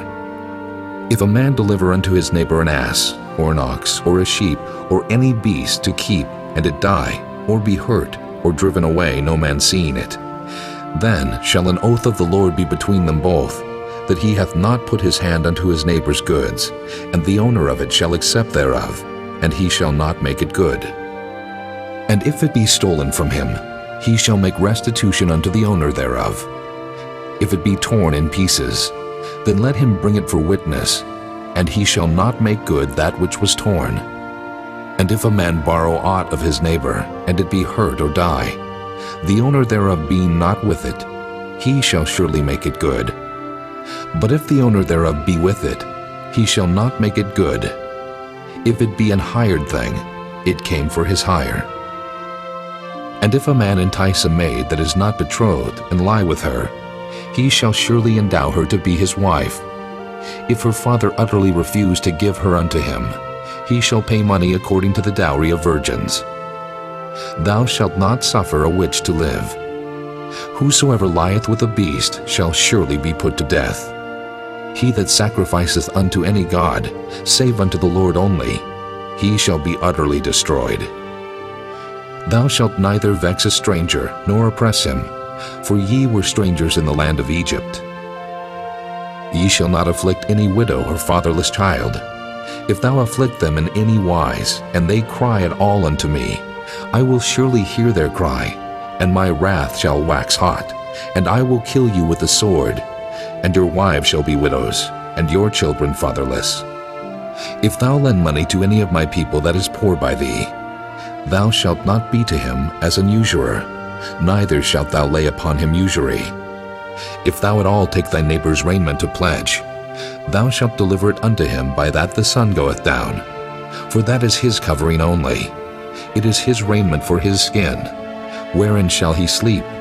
And it shall come to pass, when he crieth unto me, that I will hear, for I am gracious. Thou shalt not revile the gods, nor curse the ruler of thy people. Thou shalt not delay to offer the first of thy ripe fruits, and of thy liquors. The firstborn of thy son shalt thou give unto me. Likewise shalt thou do with thine oxen, and with thy sheep. 7 days it shall be with his dam. On the 8th day thou shalt give it me. And ye shall be holy men unto me. Neither shall ye eat any flesh that is torn of beast in the field. Ye shall cast it to the dogs. Chapter 23. Thou shalt not raise a false report. Put not thine hand with the wicked to be an unrighteous witness. Thou shalt not follow a multitude to do evil, neither shalt thou speak in a cause to decline after many to wrest judgment. Neither shalt thou countenance a poor man in his cause. If thou meet thine enemy's ox or his ass going astray, thou shalt surely bring it back to him again. If thou see the ass of him that hateth thee lying under his burden, and wouldest forbear to help him, thou shalt surely help with him. Thou shalt not wrest the judgment of thy poor in his cause. Keep thee far from a false matter, and the innocent and righteous slay thou not, for I will not justify the wicked. And thou shalt take no gift, for the gift blindeth the wise, and perverteth the words of the righteous. Also thou shalt not oppress a stranger, for ye know the heart of a stranger, seeing ye were strangers in the land of Egypt. And 6 years thou shalt sow thy land, and shalt gather in the fruits thereof. But the 7th year thou shalt let it rest and lie still, that the poor of thy people may eat, and what they leave the beasts of the field shall eat. In like manner thou shalt deal with thy vineyard, and with thy oliveyard. 6 days thou shalt do thy work, and on the 7th day thou shalt rest, that thine ox and thine ass may rest, and the son of thy handmaid, and the stranger may be refreshed. And in all things that I have said unto you be circumspect, and make no mention of the name of other gods, neither let it be heard out of thy mouth. 3 times thou shalt keep a feast unto me in the year. Thou shalt keep the feast of unleavened bread. Thou shalt eat unleavened bread 7 days, as I commanded thee, in the time appointed of the month Abib, for in it thou camest out from Egypt. And none shall appear before me empty. And the feast of harvest, the first fruits of thy labors which thou hast sown in the field, and the feast of ingathering, which is in the end of the year, when thou hast gathered in thy labors out of the field. 3 times in the year all thy males shall appear before the Lord God. Thou shalt not offer the blood of my sacrifice with leavened bread, neither shall the fat of my sacrifice remain until the morning. The first of the first fruits of thy land thou shalt bring into the house of the Lord thy God. Thou shalt not see the kid in his mother's milk. Behold, I send an angel before thee, to keep thee in the way, and to bring thee into the place which I have prepared. Beware of him, and obey his voice. Provoke him not, for he will not pardon your transgressions, for my name is in him. But if thou shalt indeed obey his voice, and do all that I speak, then I will be an enemy unto thine enemies, and an adversary unto thine adversaries.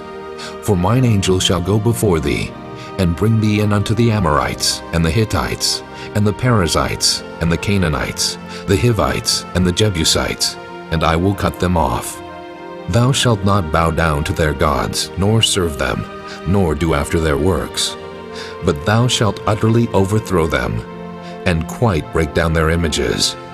And ye shall serve the Lord your God, and he shall bless thy bread and thy water, and I will take sickness away from the midst of thee.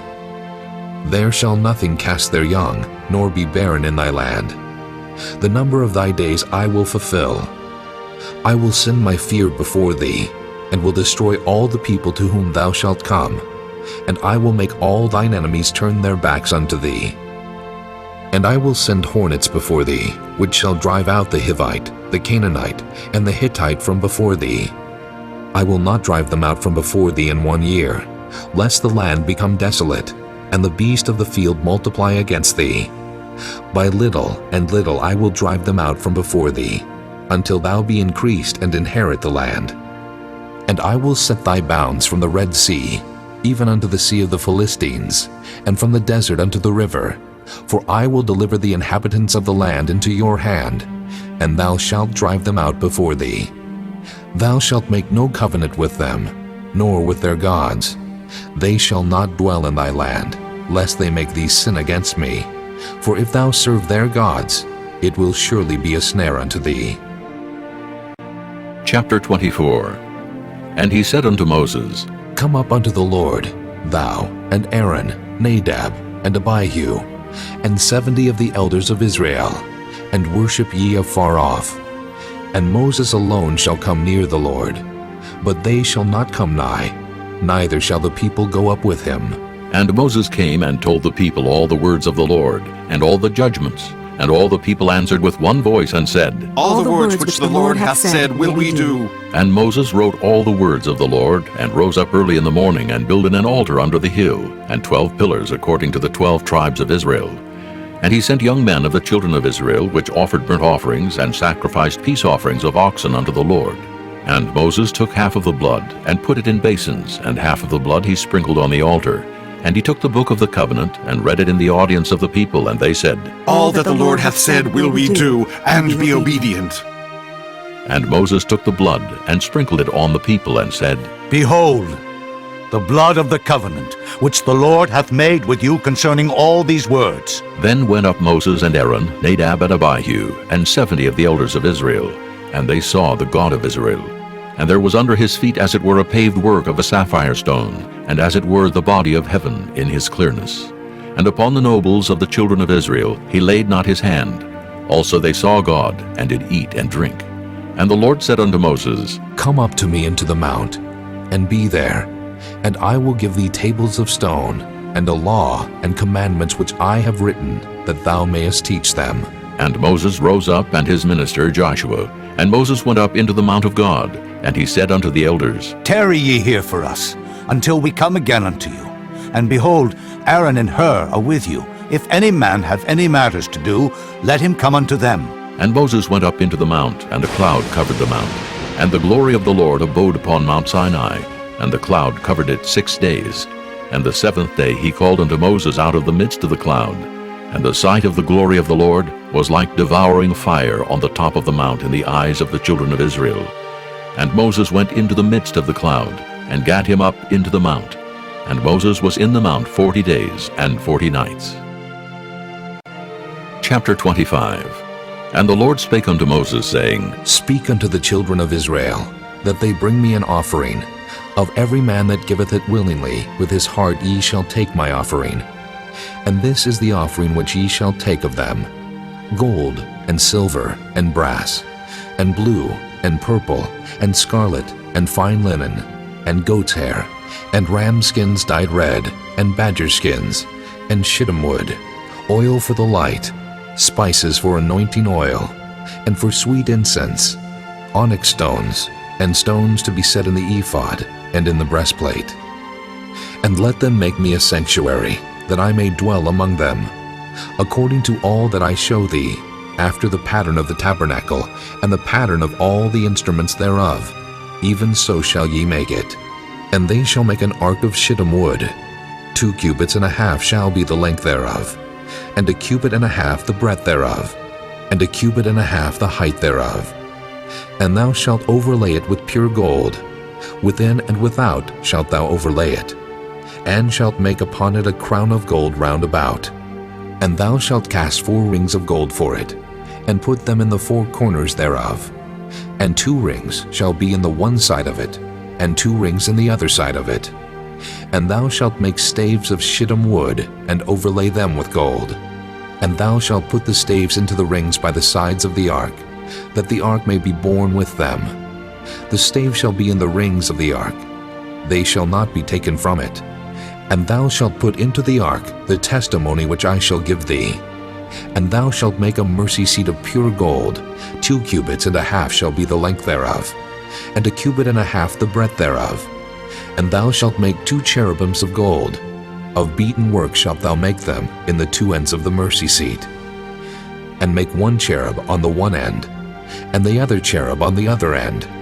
Even of the mercy seat shall ye make the cherubims on the 2 ends thereof.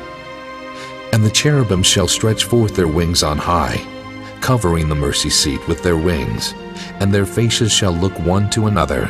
Toward the mercy seat shall the faces of the cherubims be. And thou shalt put the mercy seat above upon the ark, and in the ark thou shalt put the testimony that I shall give thee. And there I will meet with thee, and I will commune with thee from above the mercy seat, from between the 2 cherubims which are upon the ark of the testimony, of all things which I will give thee in commandment unto the children of Israel. Thou shalt also make a table of shittim wood. 2 cubits shall be the length thereof, and 1 cubit the breadth thereof, and 1 cubit and a half the height thereof. And thou shalt overlay it with pure gold, and make thereto a crown of gold round about.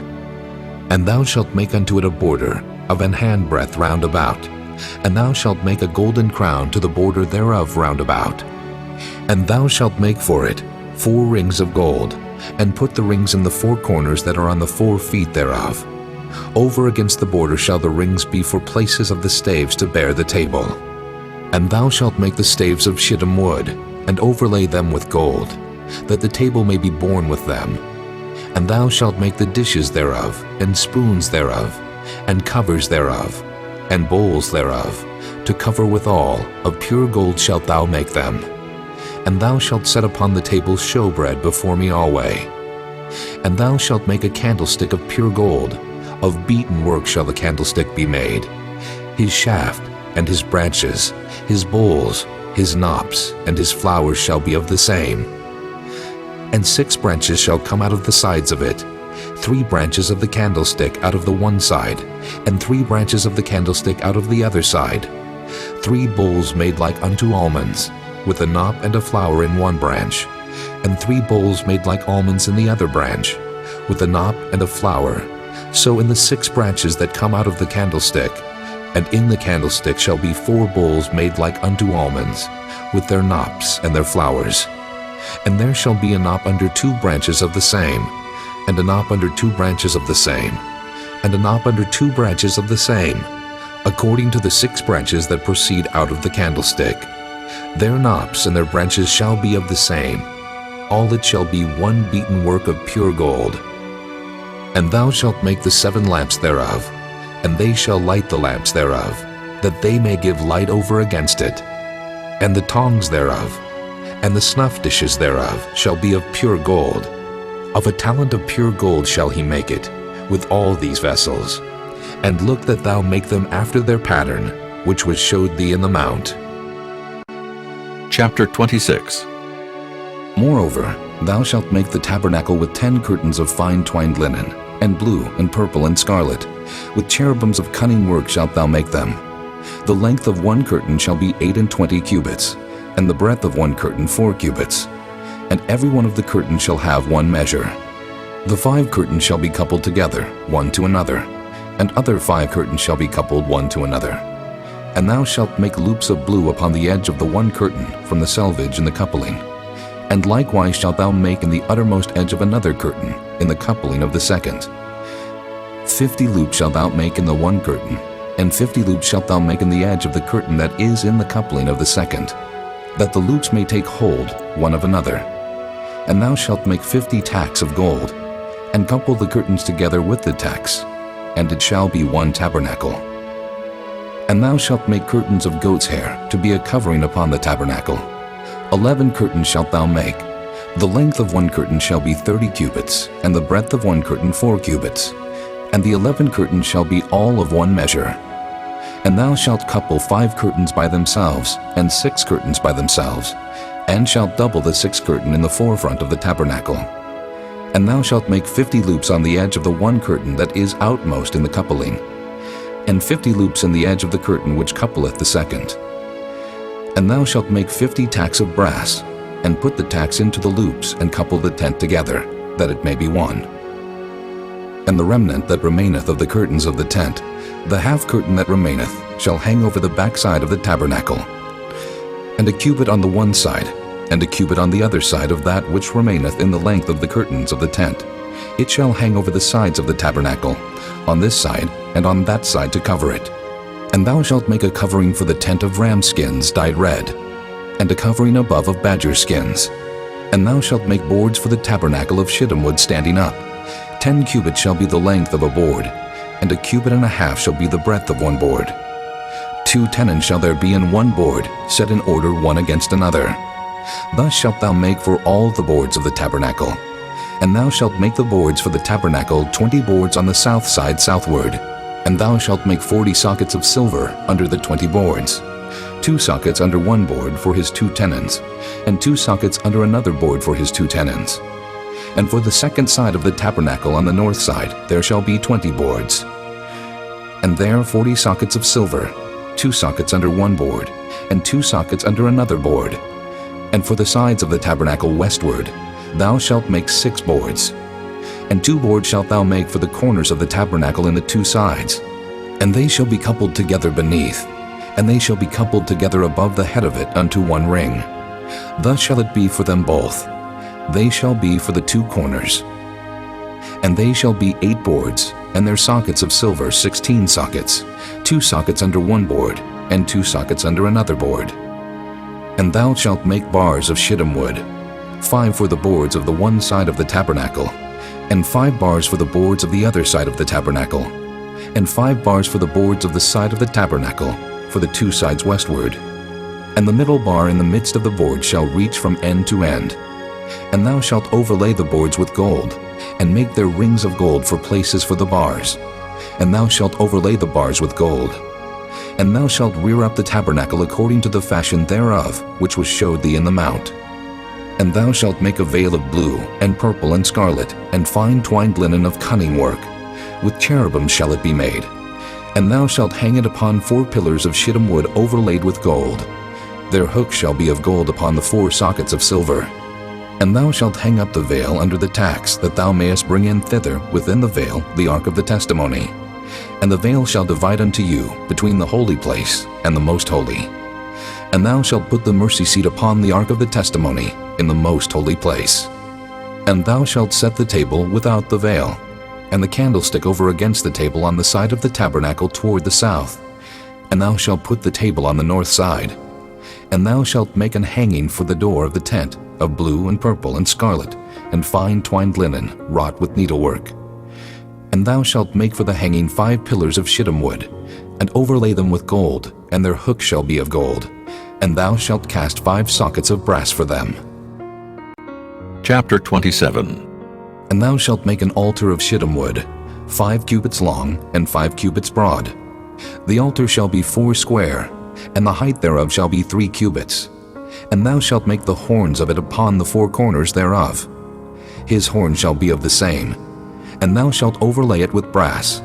And thou shalt make his pans to receive his ashes, and his shovels, and his basins, and his flesh hooks, and his fire pans. All the vessels thereof thou shalt make of brass. And thou shalt make for it a grate of network of brass. And upon the net shalt thou make 4 brassen rings in the 4 corners thereof. And thou shalt put it under the compass of the altar beneath, that the net may be even to the midst of the altar. And thou shalt make staves for the altar, staves of shittim wood, and overlay them with brass. And the staves shall be put into the rings, and the staves shall be upon the 2 sides of the altar to bear it. Hollow with boards shalt thou make it. As it was showed thee in the mount, so shall they make it. And thou shalt make the court of the tabernacle. For the south side southward there shall be hangings for the cord of fine twined linen, of 100 cubits long for one side. And the 20 pillars thereof, and their 20 sockets shall be of brass. The hooks of the pillars, and their fillets shall be of silver. And likewise for the north side in length there shall be hangings of 100 cubits long, and his 20 pillars, and their 20 sockets of brass, the hooks of the pillars, and their fillets of silver. And for the breadth of the court on the west side shall be hangings of 50 cubits, their pillars 10, and their sockets 10. And the breadth of the court on the east side eastward shall be 50 cubits. The hangings of one side of the gate shall be 15 cubits, their pillars 3, and their sockets 3. And on the other side shall be hangings 15 cubits, their pillars 3, and their sockets 3. And for the gate of the court shall be an hanging of 20 cubits, of blue and purple and scarlet, and fine twined linen, wrought with needlework.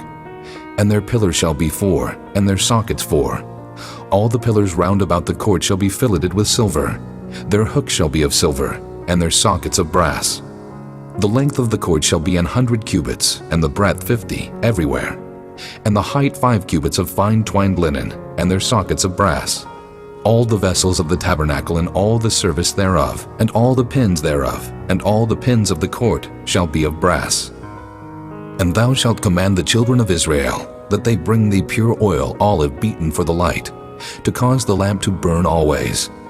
In the tabernacle of the congregation without the veil, which is before the testimony, Aaron and his sons shall order it from evening to morning before the Lord. It shall be a statute forever unto their generations on the behalf of the children of Israel. Chapter 28. And take thou unto thee Aaron thy brother, and his sons with him from among the children of Israel, that he may minister unto me in the priest's office, even Aaron, Nadab, and Abihu, Eleazar, and Ithamar, Aaron's sons. And thou shalt make holy garments for Aaron thy brother, for glory and for beauty. And thou shalt speak unto all that are wise-hearted, whom I have filled with the spirit of wisdom, that they may make Aaron's garments to consecrate him, that he may minister unto me in the priest's office. And these are the garments which they shall make: a breastplate, and an ephod, and a robe, and a broidered coat, a mitre, and a girdle. And they shall make holy garments for Aaron thy brother and his sons, that he may minister unto me in the priest's office. And they shall take gold, and blue, and purple, and scarlet, and fine linen. And they shall make the ephod of gold, of blue, and of purple, of scarlet, and fine twined linen with cunning work. It shall have the two shoulder pieces thereof joined at the two edges thereof, and so it shall be joined together. And the curious girdle of the ephod which is upon it shall be of the same according to the work thereof, even of gold, of blue, and purple, and scarlet, and fine twined linen. And thou shalt take 2 onyx stones, and grave on them the names of the children of Israel, 6 of their names on one stone, and the other 6 names of the rest on the other stone according to their birth. With the work of an engraver in stone, like the engravings of a signet, shalt thou engrave the 2 stones with the names of the children of Israel. Thou shalt make them to be set in ouches of gold. And thou shalt put the 2 stones upon the shoulders of the ephod for stones of memorial unto the children of Israel.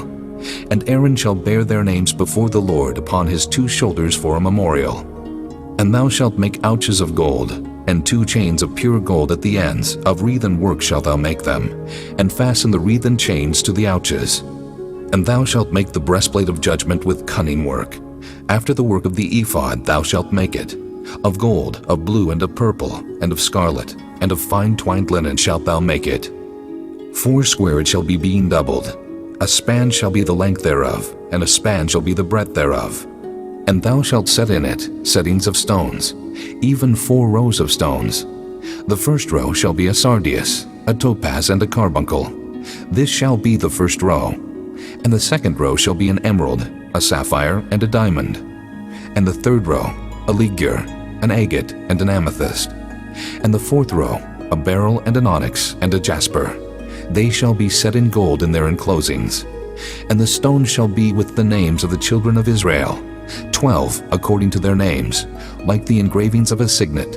Every one with his name shall they be according to the 12 tribes. And thou shalt make upon the breastplate chains at the ends of wreathen work of pure gold. And thou shalt make upon the breastplate 2 rings of gold, and shalt put the 2 rings on the 2 ends of the breastplate. And thou shalt put the 2 wreathen chains of gold in the 2 rings which are on the ends of the breastplate. And the other 2 ends of the 2 wreathen chains thou shalt fasten in the 2 ouches, and put them on the shoulder pieces of the ephod before it. And thou shalt make 2 rings of gold, and thou shalt put them upon the 2 ends of the breastplate in the border thereof, which is in the side of the ephod inward. And 2 other rings of gold thou shalt make, and shalt put them on the 2 sides of the ephod underneath, toward the forepart thereof, over against the other coupling thereof, above the curious girdle of the ephod. And they shall bind the breastplate by the rings thereof unto the rings of the ephod with a lace of blue, that it may be above the curious girdle of the ephod, and that the breastplate be not loosed from the ephod. And Aaron shall bear the names of the children of Israel in the breastplate of judgment upon his heart, when he goeth in unto the holy place, for a memorial before the Lord continually. And thou shalt put in the breastplate of judgment the Urim and the Thummim, and they shall be upon Aaron's heart when he goeth in before the Lord. And Aaron shall bear the judgment of the children of Israel upon his heart before the Lord continually. And thou shalt make the robe of the ephod all of blue, and there shall be an hole in the top of it, in the midst thereof.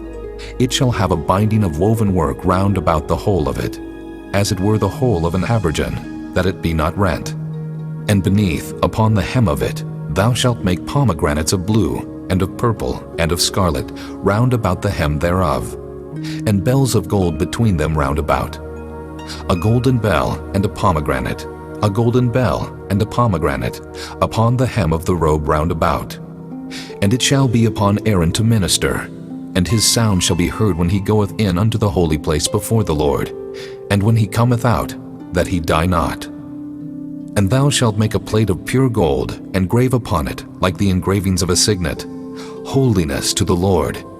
And thou shalt put it on a blue lace, that it may be upon the mitre. Upon the forefront of the mitre it shall be. And it shall be upon Aaron's forehead, that Aaron may bear the iniquity of the holy things, which the children of Israel shall hallow in all their holy gifts. And it shall be always upon his forehead, that they may be accepted before the Lord. And thou shalt embroider the coat of fine linen, and thou shalt make the mitre of fine linen, and thou shalt make the girdle of needlework. And for Aaron's sons thou shalt make coats, and thou shalt make for them girdles, and bonnets shalt thou make for them, for glory and for beauty. And thou shalt put them upon Aaron thy brother, and his sons with him, and shalt anoint them, and consecrate them, and sanctify them, that they may minister unto me in the priest's office. And thou shalt make them linen breeches to cover their nakedness. From the loins even unto the thighs they shall reach. And they shall be upon Aaron and upon his sons, when they come in unto the tabernacle of the congregation, or when they come near unto the altar to minister in the holy place, that they bear not iniquity, and die. It shall be a statute forever unto him and his seed after him. Chapter 29. And this is the thing that thou shalt do unto them, to hallow them, to minister unto me in the priest's office. Take 1 young bullock, and 2 rams without blemish, and unleavened bread, and cakes unleavened tempered with oil, and wafers unleavened anointed with oil. Of wheaten flour shalt thou make them. And thou shalt put them into 1 basket, and bring them in the basket with the bullock and the 2 rams. And Aaron and his sons thou shalt bring unto the door of the tabernacle of the congregation, and shalt wash them with water. And thou shalt take the garments, and put upon Aaron the coat, and the robe of the ephod, and the ephod, and the breastplate, and gird him with the curious girdle of the ephod. And thou shalt put the mitre upon his head, and put the holy crown upon the mitre. Then shalt thou take the anointing oil, and pour it upon his head, and anoint him. And thou shalt bring his sons, and put coats upon them, and thou shalt gird them with girdles, Aaron and his sons, and put the bonnets on them, and the priest's office shall be theirs for a perpetual statute. And thou shalt consecrate Aaron and his sons. And thou shalt cause a bullock to be brought before the tabernacle of the congregation. And Aaron and his sons shall put their hands upon the head of the bullock. And thou shalt kill the bullock before the Lord, by the door of the tabernacle of the congregation. And thou shalt take of the blood of the bullock, and put it upon the horns of the altar with thy finger, and pour all the blood beside the bottom of the altar. And thou shalt take all the fat that covereth the inwards, and the caul that is above the liver, and the 2 kidneys, and the fat that is upon them, and burn them upon the altar. But the flesh of the bullock, and his skin, and his dung, shalt thou burn with fire without the camp. It is a sin offering. Thou shalt also take 1 ram, and Aaron and his sons shall put their hands upon the head of the ram. And thou shalt slay the ram. And thou shalt take his blood, and sprinkle it round about upon the altar. And thou shalt cut the ram in pieces, and wash the inwards of him, and his legs, and put them unto his pieces, and unto his head. And thou shalt burn the whole ram upon the altar. It is a burnt offering unto the Lord. It is a sweet savor, an offering made by fire unto the Lord. And thou shalt take the other ram, and Aaron and his sons shall put their hands upon the head of the ram. Then shalt thou kill the ram, and take of his blood, and put it upon the tip of the right ear of Aaron, and upon the tip of the right ear of his sons, and upon the thumb of their right hand, and upon the great toe of their right foot, and sprinkle the blood upon the altar round about. And thou shalt take of the blood that is upon the altar, and of the anointing oil, and sprinkle it upon Aaron, and upon his garments, and upon his sons, and upon the garments of his sons with him. And he shall be hallowed, and his garments and his sons' garments with him. Also thou shalt take of the ram the fat and the rump, and the fat that covereth the inwards, and the caul above the liver, and the 2 kidneys, and the fat that is upon them, and the right shoulder, for it is a ram of consecration. And 1 loaf of bread, and 1 cake of oil bread, and 1 wafer out of the basket of the unleavened bread that is before the Lord. And thou shalt put all in the hands of Aaron, and in the hands of his sons, and shalt wave them for a wave offering before the Lord. And thou shalt receive them of their hands, and burn them upon the altar for a burnt offering, for a sweet savor before the Lord. It is an offering made by fire unto the Lord. And thou shalt take the breast of the ram of Aaron's consecration, and wave it for a wave offering before the Lord, and it shall be thy part. And thou shalt sanctify the breast of the wave offering, and the shoulder of the heave offering, which is waved, and which is heaved up, of the ram of the consecration, even of that which is for Aaron, and of that which is for his sons. And it shall be Aaron's and his sons by a statute forever from the children of Israel. For it is an heave offering, and it shall be an heave offering from the children of Israel of the sacrifice of their peace offerings, even their heave offering unto the Lord. And the holy garments of Aaron shall be his sons after him, to be anointed therein, and to be consecrated in them. And that son that is priest in his stead shall put them on 7 days, when he cometh into the tabernacle of the congregation to minister in the holy place. And thou shalt take the ram of the consecration, and seethe his flesh in the holy place. And Aaron and his sons shall eat the flesh of the ram, and the bread that is in the basket by the door of the tabernacle of the congregation. And they shall eat those things wherewith the atonement was made, to consecrate and to sanctify them. But a stranger shall not eat thereof, because they are holy. And if aught of the flesh of the consecrations, or of the bread remain unto the morning, then thou shalt burn the remainder with fire. It shall not be eaten, because it is holy. And thus shalt thou do unto Aaron, and to his sons, according to all things which I have commanded thee. 7 days shalt thou consecrate them, and thou shalt offer every day a bullock for a sin offering for atonement. And thou shalt cleanse the altar, when thou hast made an atonement for it, and thou shalt anoint it to sanctify it.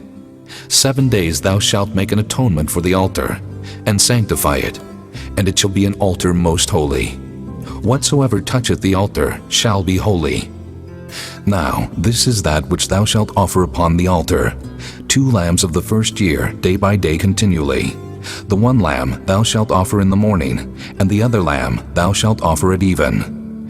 And with the 1 lamb 1/10 deal of flour mingled with the 4th part of an hin of beaten oil, and the 4th part of an hin of wine for a drink offering. And the other lamb thou shalt offer at even, and shalt do thereto according to the meat offering of the morning, and according to the drink offering thereof, for a sweet savor, an offering made by fire unto the Lord. This shall be a continual burnt offering throughout your generations at the door of the tabernacle of the congregation before the Lord, where I will meet you, to speak there unto thee.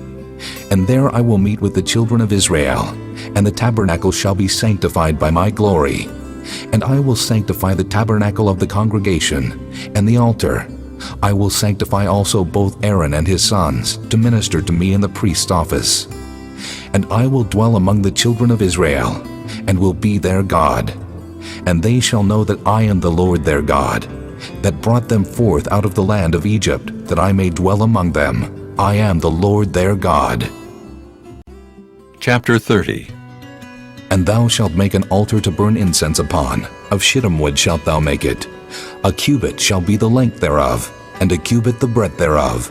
4 square shall it be, and 2 cubits shall be the height thereof. The horns thereof shall be of the same. And thou shalt overlay it with pure gold, the top thereof, and the sides thereof round about, and the horns thereof. And thou shalt make unto it a crown of gold round about. And 2 golden rings shalt thou make to it under the crown of it, by the 2 corners thereof.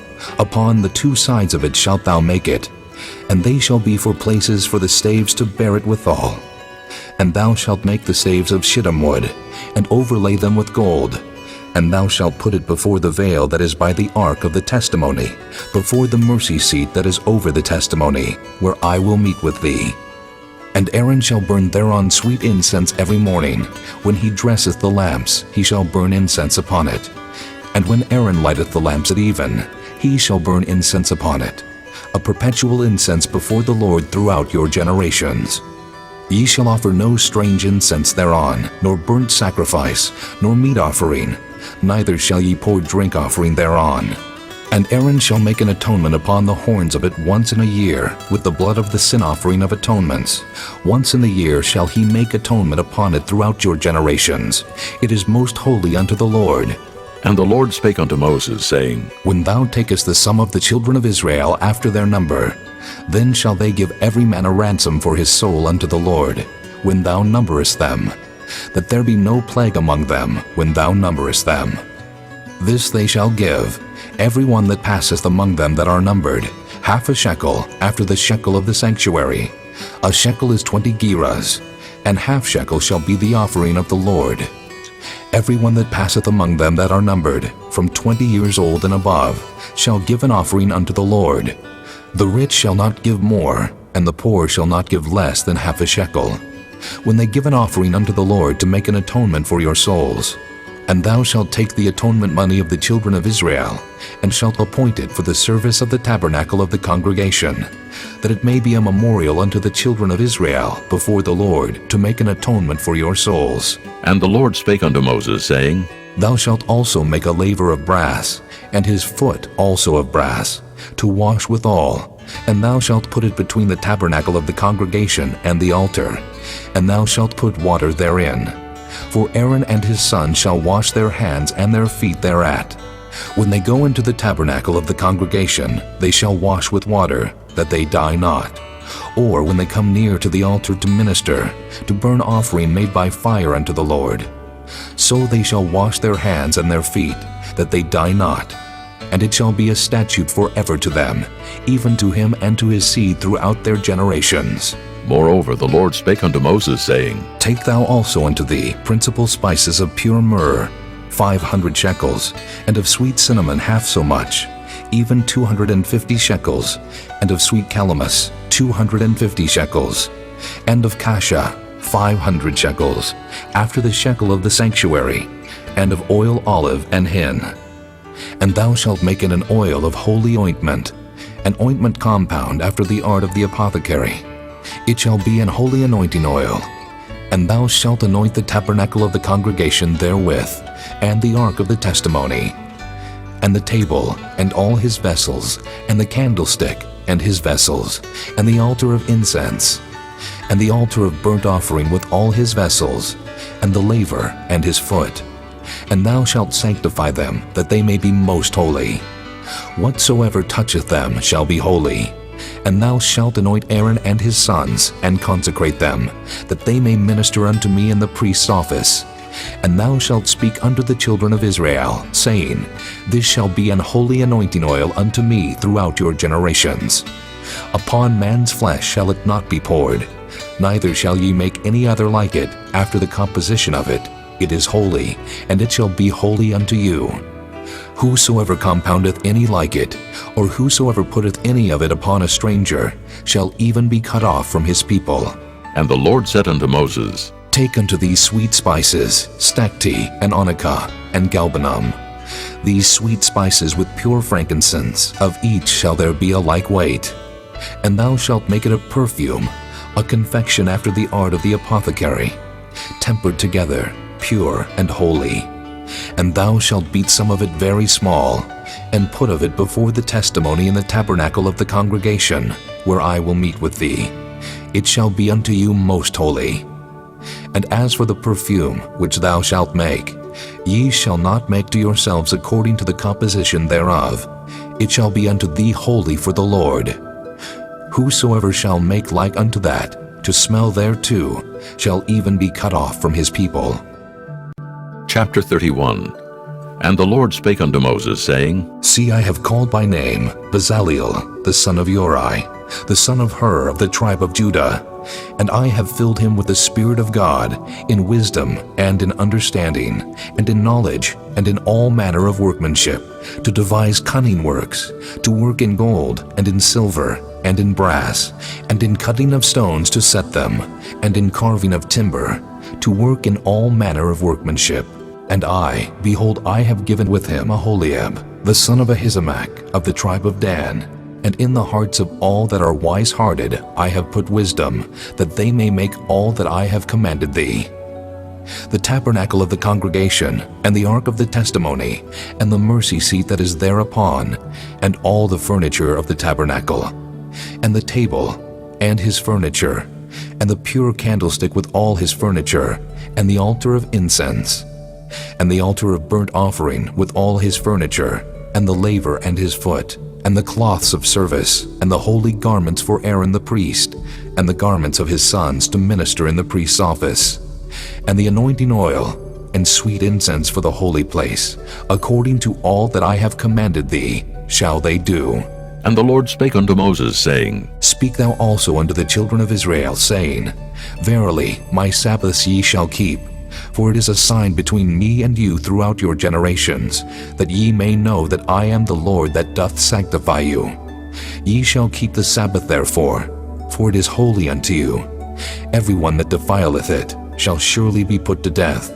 For whosoever doeth any work therein, that soul shall be cut off from among his people. 6 days may work be done, but in the seventh is the Sabbath of rest, holy to the Lord.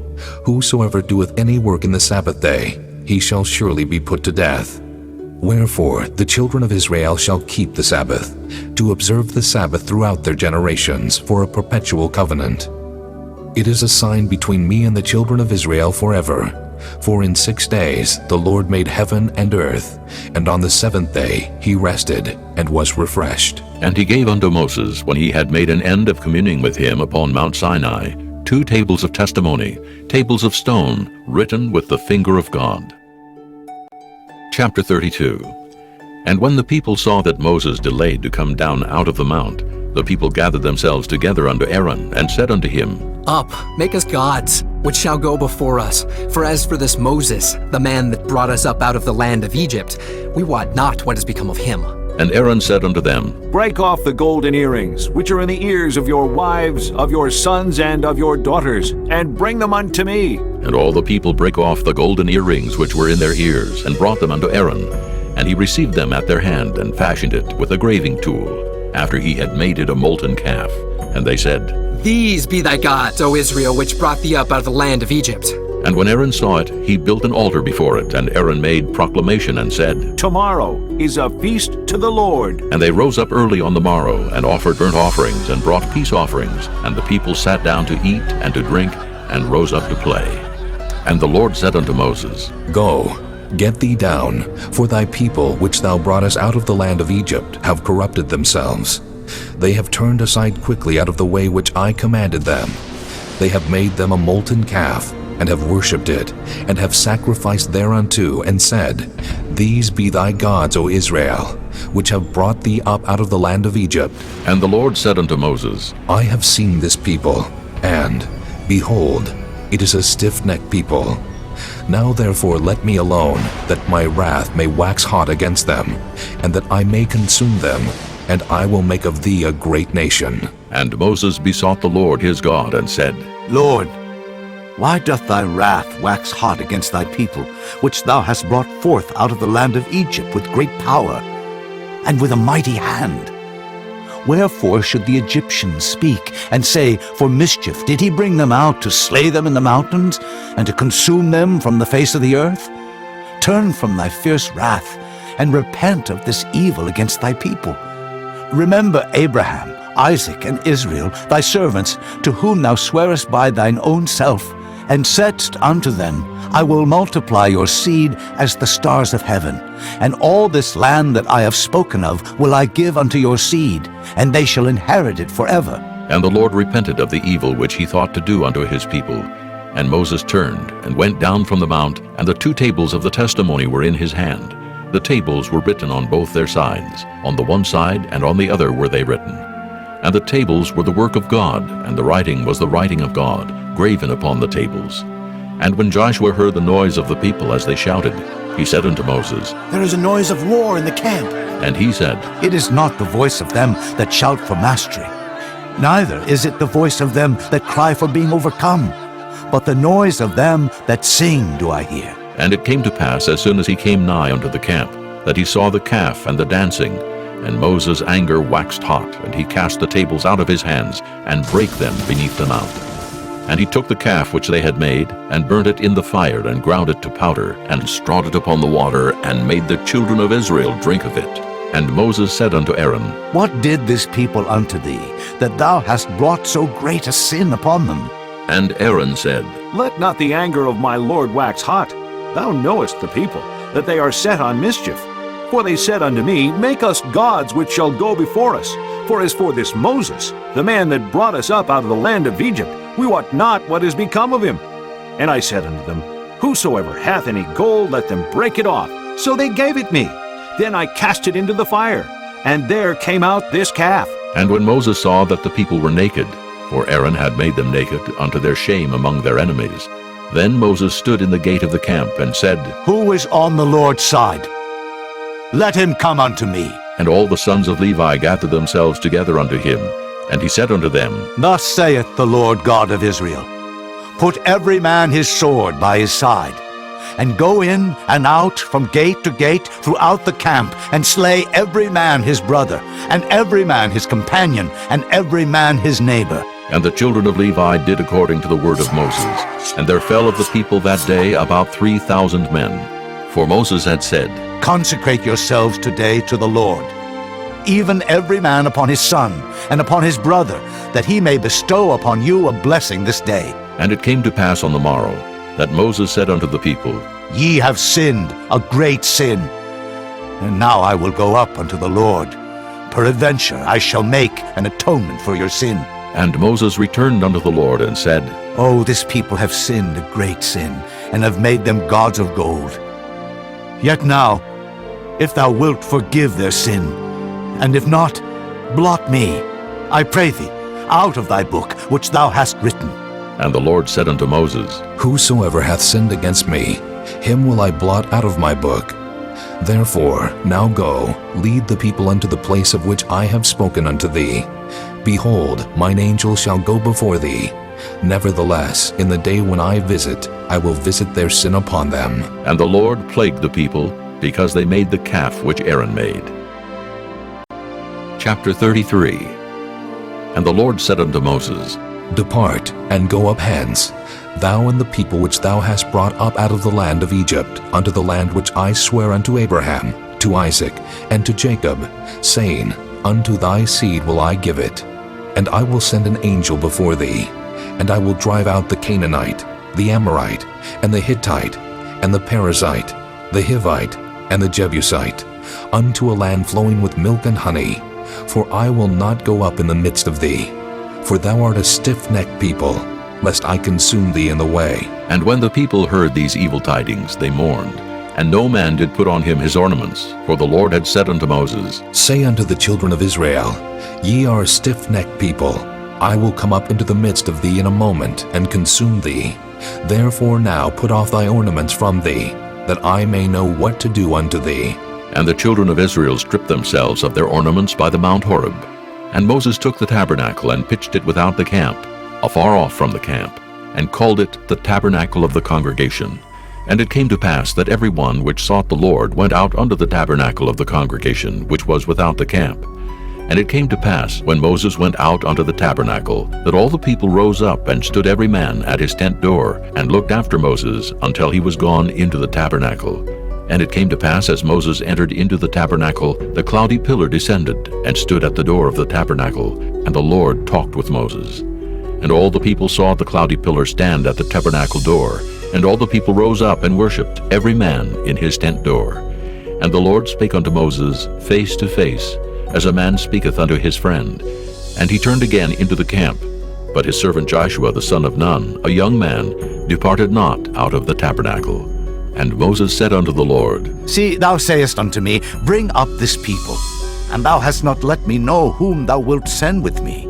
Yet thou hast said, I know thee by name, and thou hast also found grace in my sight.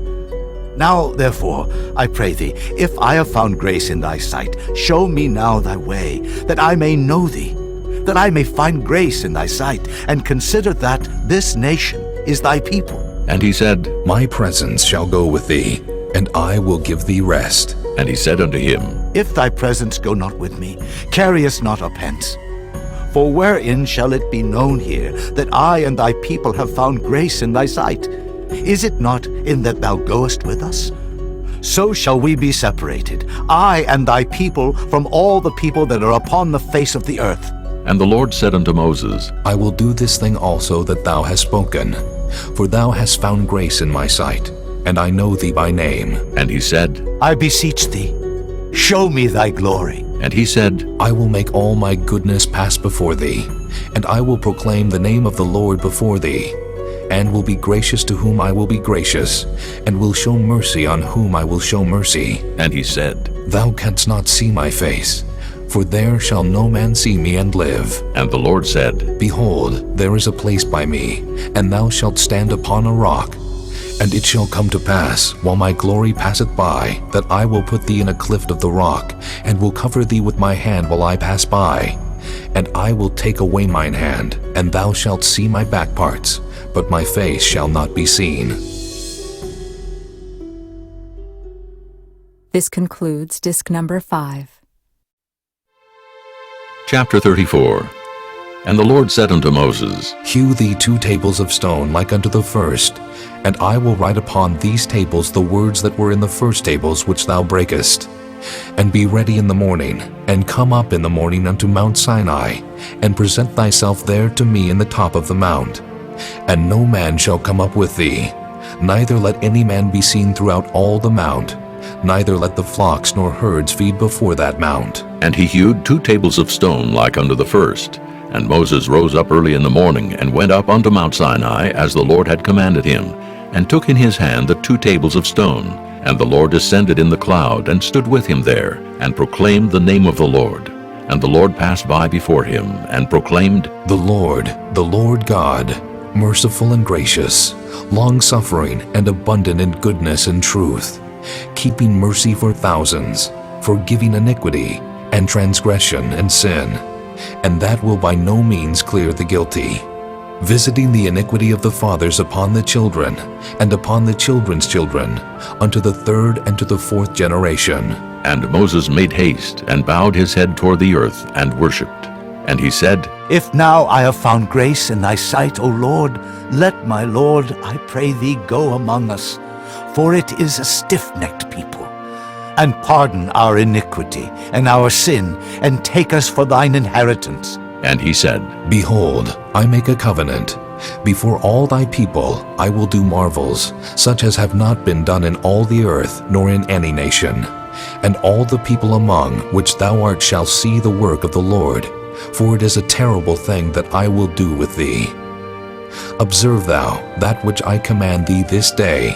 Behold, I drive out before thee the Amorite, and the Canaanite, and the Hittite, and the Perizzite, and the Hivite, and the Jebusite. Take heed to thyself, lest thou make a covenant with the inhabitants of the land whither thou goest, lest it be for a snare in the midst of thee.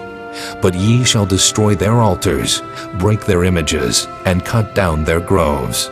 For thou shalt worship no other God, for the Lord, whose name is jealous, is a jealous God, lest thou make a covenant with the inhabitants of the land, and they go a-whoring after their gods, and do sacrifice unto their gods, and one call thee, and thou eat of his sacrifice. And thou take of their daughters unto thy sons, and their daughters go a-whoring after their gods, and make thy sons go a-whoring after their gods. Thou shalt make thee no molten gods. The feast of unleavened bread shalt thou keep. 7 days thou shalt eat unleavened bread, as I commanded thee in the time of the month Abib. For in the month Abib thou camest out from Egypt. All that openeth the matrix is mine, and every firstling among thy cattle, whether ox or sheep that is male. But the firstling of an ass thou shalt redeem with a lamb, and if thou redeem him not, then shalt thou break his neck. All the firstborn of thy sons thou shalt redeem, and none shall appear before me empty. 6 days thou shalt work, but on the 7th day thou shalt rest. In earing time and in harvest thou shalt rest. And thou shalt observe the feast of weeks, of the firstfruits of wheat harvest, and the feast of ingathering at the year's end.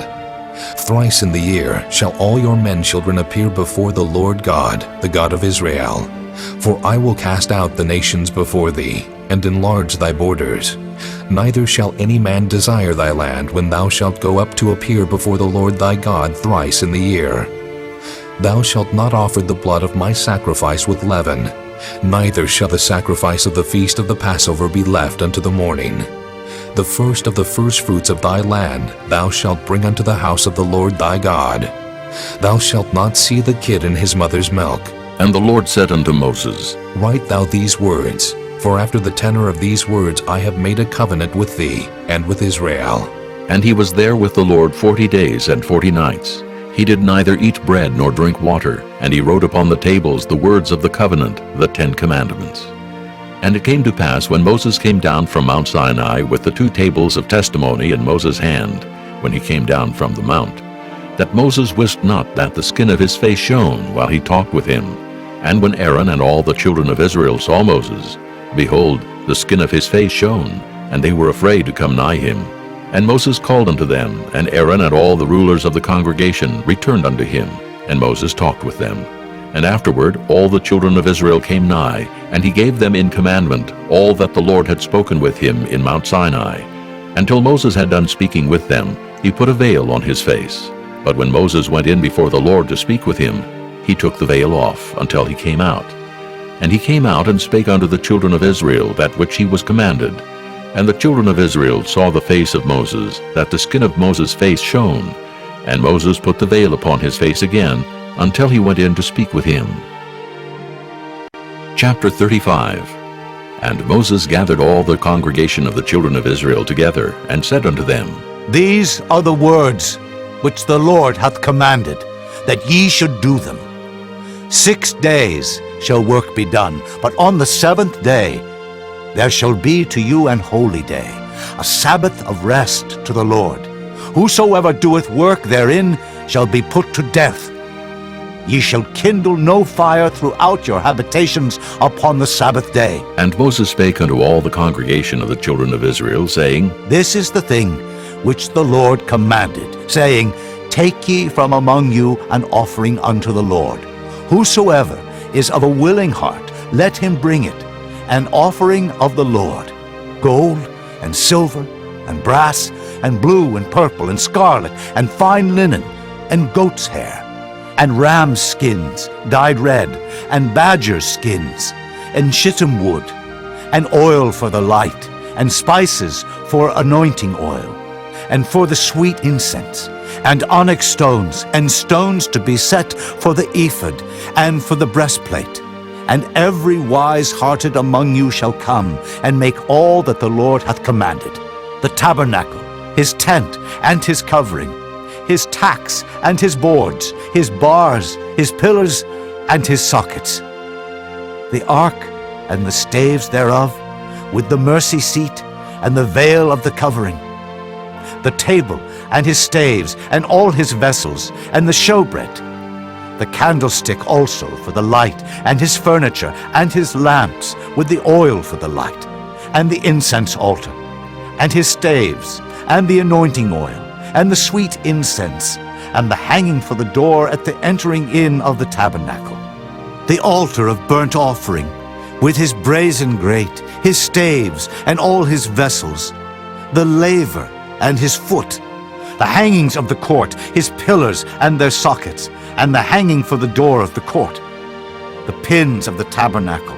and the pins of the court, and their cords, the cloths of service to do service in the holy place, the holy garments for Aaron the priest, and the garments of his sons to minister in the priest's office. And all the congregation of the children of Israel departed from the presence of Moses, and they came, every one whose heart stirred him up, and every one whom his spirit made willing, and they brought the Lord's offering to the work of the tabernacle of the congregation, and for all his service, and for the holy garments. And they came, both men and women, as many as were willing-hearted, and brought bracelets and earrings and rings and tablets, all jewels of gold. And every man that offered an offering of gold unto the Lord. And every man with whom was found blue and purple and scarlet and fine linen and goat's hair and red skins of rams and badger skins brought them. Every one that did offer an offering of silver and brass brought the Lord's offering. And every man with whom was found shittim wood for any work of the service brought it. And all the women that were wise-hearted did spin with their hands, and brought that which they had spun, both of blue and of purple and of scarlet and of fine linen. And all the women whose hearts stirred them up in wisdom spun goat's hair. And the rulers brought onyx stones, and stones to be set for the ephod and for the breastplate, and spice and oil for the light, and for the anointing oil, and for the sweet incense. The children of Israel brought a willing offering unto the Lord, every man and woman whose heart made them willing to bring for all manner of work, which the Lord had commanded to be made by the hand of Moses.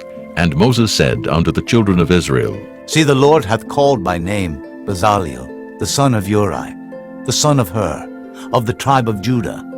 And he hath filled him with the Spirit of God, in wisdom, in understanding, and in knowledge, and in all manner of workmanship, and to devise curious works, to work in gold, and in silver, and in brass, and in the cutting of stones, to set them, and in carving of wood, to make any manner of cunning work. And he hath put in his heart that he may teach both he and Aholiab, the son of Ahisamach, of the tribe of Dan. Them hath he filled with wisdom of heart, to work all manner of work, of the engraver, and of the cunning workman, and of the embroiderer, in blue and in purple, in scarlet and in fine linen, and of the weaver, even of them that do any work, and of those that devise cunning work. Chapter 36. Then wrought Bezaleel and Aholiab, and every wise-hearted man in whom the Lord put wisdom and understanding, to know how to work all manner of work for the service of the sanctuary, according to all that the Lord had commanded. And Moses called Bezaleel and Aholiab, and every wise-hearted man, in whose heart the Lord had put wisdom, even every one whose heart stirred him up to come unto the work to do it. And they received of Moses all the offering which the children of Israel had brought for the work of the service of the sanctuary, to make it withal. And they brought yet unto him free offerings every morning. And all the wise men that wrought all the work of the sanctuary came every man from his work which they made. And they spake unto Moses, saying, The people bring much more than enough for the service of the work, which the Lord commanded to make. And Moses gave commandment, and they caused it to be proclaimed throughout the camp, saying, Let neither man nor woman make any more work for the offering of the sanctuary. So the people were restrained from bringing, for the stuff they had was sufficient for all the work to make it, and too much. And every wise-hearted man among them that wrought the work of the tabernacle made 10 curtains of fine twined linen, and blue, and purple, and scarlet. With cherubims of cunning work made he them. The length of one curtain was 20 cubits, and the breadth of one curtain 4 cubits. The curtains were all of one size. And he coupled the 5 curtains one unto another, and the other 5 curtains he coupled one unto another. And he made loops of blue on the edge of one curtain from the selvage in the coupling. Likewise he made in the uttermost side of another curtain, in the coupling of the second. 50 loops made he in one curtain, and 50 loops made he in the edge of the curtain, which was in the coupling of the second. The loops held one curtain to another. And he made 50 tacks of gold, and coupled the curtains one unto another with the tacks, so it became one tabernacle. And he made curtains of goat's hair for the tent over the tabernacle. 11 curtains he made them. The length of one curtain was 30 cubits, and 4 cubits was the breadth of one curtain. The 11 curtains were of one size. And he coupled 5 curtains by themselves, and 6 curtains by themselves. And he made 50 loops upon the uttermost edge of the curtain in the coupling. And 50 loops made he upon the edge of the curtain which coupleth the second. And he made 50 tacks of brass to couple the tent together, that it might be one. And he made a covering for the tent of ram skin dyed red, and a covering of badger skin above that. And he made boards for the tabernacle of shittim wood standing up. The length of a board was 10 cubits, and the breadth of a board was 1 cubit and a half. One board had 2 tenons, equally distant one from another. Thus did he make for all the boards of the tabernacle. And he made boards for the tabernacle, 20 boards for the south side southward. And 40 sockets of silver he made under the 20 boards, 2 sockets under one board for his 2 tenons, and 2 sockets under another board for his 2 tenons. And for the other side of the tabernacle, which is toward the north corner, he made 20 boards, and there 40 sockets of silver, 2 sockets under one board, and 2 sockets under another board. And for the sides of the tabernacle westward, he made 6 boards. And 2 boards made he for the corners of the tabernacle in the 2 sides. and they were coupled beneath and coupled together at the head thereof to one ring. Thus he did to both of them in both the corners. And there were 8 boards, and their sockets were 16 sockets of silver, under every board 2 sockets. And he made bars of shittim wood, 5 for the boards of the one side of the tabernacle, and 5 bars for the boards of the other side of the tabernacle, and 5 bars for the boards of the tabernacle for the sides westward. And he made the middle bar to shoot through the boards from the one end to the other. And he overlaid the boards with gold, and made their rings of gold to be places for the bars, and overlaid the bars with gold. And he made a veil of blue and purple and scarlet and fine twined linen. With cherubims made he it of cunning work. And he made thereunto 4 pillars of shittim wood, and overlaid them with gold. Their hooks were of gold. And he cast for them 4 sockets of silver. And he made an hanging for the tabernacle door of blue and purple and scarlet and fine twined linen of needlework, and the 5 pillars of it with their hooks. And he overlaid their chapiters and their fillets with gold, but their 5 sockets were of brass. Chapter 37. And Bezaleel made the ark of shittim wood. 2 cubits and a half was the length of it, and 1 cubit and a half the breadth of it, and 1 cubit and a half the height of it. And he overlaid it with pure gold within and without, and made a crown of gold to it round about. And he cast for it 4 rings of gold to be set by the 4 corners of it, even 2 rings upon the one side of it, and 2 rings upon the other side of it. And he made staves of shittim wood, and overlaid them with gold. And he put the staves into the rings by the sides of the ark, to bear the ark. And he made the mercy seat of pure gold. 2 cubits and a half was the length thereof, and 1 cubit and a half the breadth thereof. And he made 2 cherubims of gold, beaten out of one piece made he them, on the 2 ends of the mercy seat. 1 cherub on the end on this side, and another cherub on the other end on that side. Out of the mercy seat made he the cherubims on the 2 ends thereof. And the cherubims spread out their wings on high, and covered with their wings over the mercy seat, with their faces one to another. Even to the mercy seatward were the faces of the cherubims. And he made the table of shittim wood. 2 cubits was the length thereof, and 1 cubit the breadth thereof, and 1 cubit and a half the height thereof. And he overlaid it with pure gold, and made thereunto a crown of gold round about. Also he made thereunto a border of an handbreadth round about, and made a crown of gold for the border thereof round about. And he cast for it 4 rings of gold, and put the rings upon the 4 corners that were in the 4 feet thereof. Over against the border were the rings, the places for the staves to bear the table. And he made the staves of shittim wood, and overlaid them with gold to bear the table. And he made the vessels which were upon the table, his dishes and his spoons and his bowls, and his covers to cover withal, of pure gold. And he made the candlestick of pure gold, of beaten work made he the candlestick. His shaft and his branch, his bowls, his knops, and his flowers were of the same, and 6 branches going out of the sides thereof, 3 branches of the candlestick out of the one side thereof, and 3 branches of the candlestick out of the other side thereof. 3 bowls made after the fashion of almonds in one branch, a knop and a flower, and 3 bowls made like almonds in another branch, a knop and a flower. So throughout the 6 branches going out of the candlestick. And in the candlestick were 4 bowls made like almonds, his knops and his flowers, and a knop under 2 branches of the same, and a knop under 2 branches of the same, and a knop under 2 branches of the same, according to the 6 branches going out of it. Their knops and their branches were of the same. All of it was one beaten work of pure gold. And he made his 7 lamps and his snuffers, and his snuff dishes of pure gold. Of a talent of pure gold made he it, and all the vessels thereof. And he made the incense altar of shittim wood. The length of it was 1 cubit, and the breadth of it 1 cubit. It was 4 square, and 2 cubits was the height of it. The horns thereof were of the same. And he overlaid it with pure gold, both the top of it, and the sides thereof round about, and the horns of it. Also he made unto it a crown of gold round about.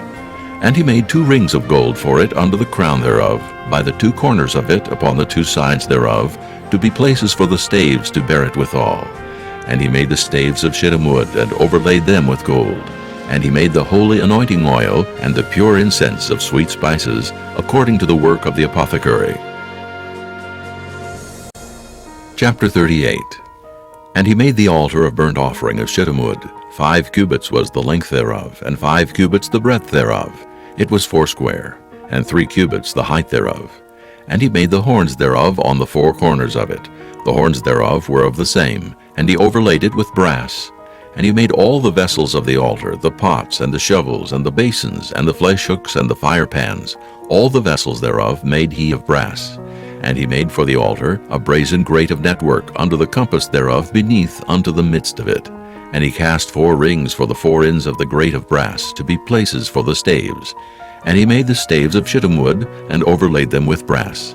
And he put the staves into the rings on the sides of the altar, to bear it withal. He made the altar hollow with boards. And he made the laver of brass, and the foot of it of brass, of the looking glasses of the women assembling, which assembled at the door of the tabernacle of the congregation. And he made the court. On the south side, southward, the hangings of the court were of fine twined linen, 100 cubits. Their pillars were 20, and their brazen sockets 20. The hooks of the pillars and their fillets were of silver. And for the north side, the hangings were 100 cubits. Their pillars were 20, and their sockets of brass 20. The hooks of the pillars and their fillets of silver. And for the west side were hangings of 50 cubits. Their pillars 10, and their sockets 10. The hooks of the pillars and their fillets of silver. And for the east side eastward 50 cubits. The hangings of the one side of the gate were 15 cubits. Their pillars 3, and their sockets 3. And for the other side of the court gate, on this hand and that hand, were hangings of 15 cubits. Their pillars 3, and their sockets 3. All the hangings of the court round about were of fine twined linen. And the sockets for the pillars were of brass, the hooks of the pillars and their fillets of silver, and the overlaying of their chapiters of silver, and all the pillars of the court were filleted with silver. And the hanging for the gate of the court was needlework of blue and purple and scarlet and fine twined linen, and 20 cubits was the length, and the height and the breadth was 5 cubits, answerable to the hangings of the court. And their pillars were 4, and their sockets of brass 4, their hooks of silver, and the overlaying of their chapiters, and their fillets of silver. And all the pins of the tabernacle and of the court round about were of brass. This is the sum of the tabernacle, even of the tabernacle of testimony, as it was counted according to the commandment of Moses for the service of the Levites, by the hand of Ithamar, son to Aaron the priest. And Bezaleel, the son of Uri, the son of Hur, of the tribe of Judah, made all that the Lord commanded Moses. And with him was Aholiab, son of Ahishamach, of the tribe of Dan, an engraver, and a cunning workman, and an embroiderer in blue and in purple and in scarlet and fine linen.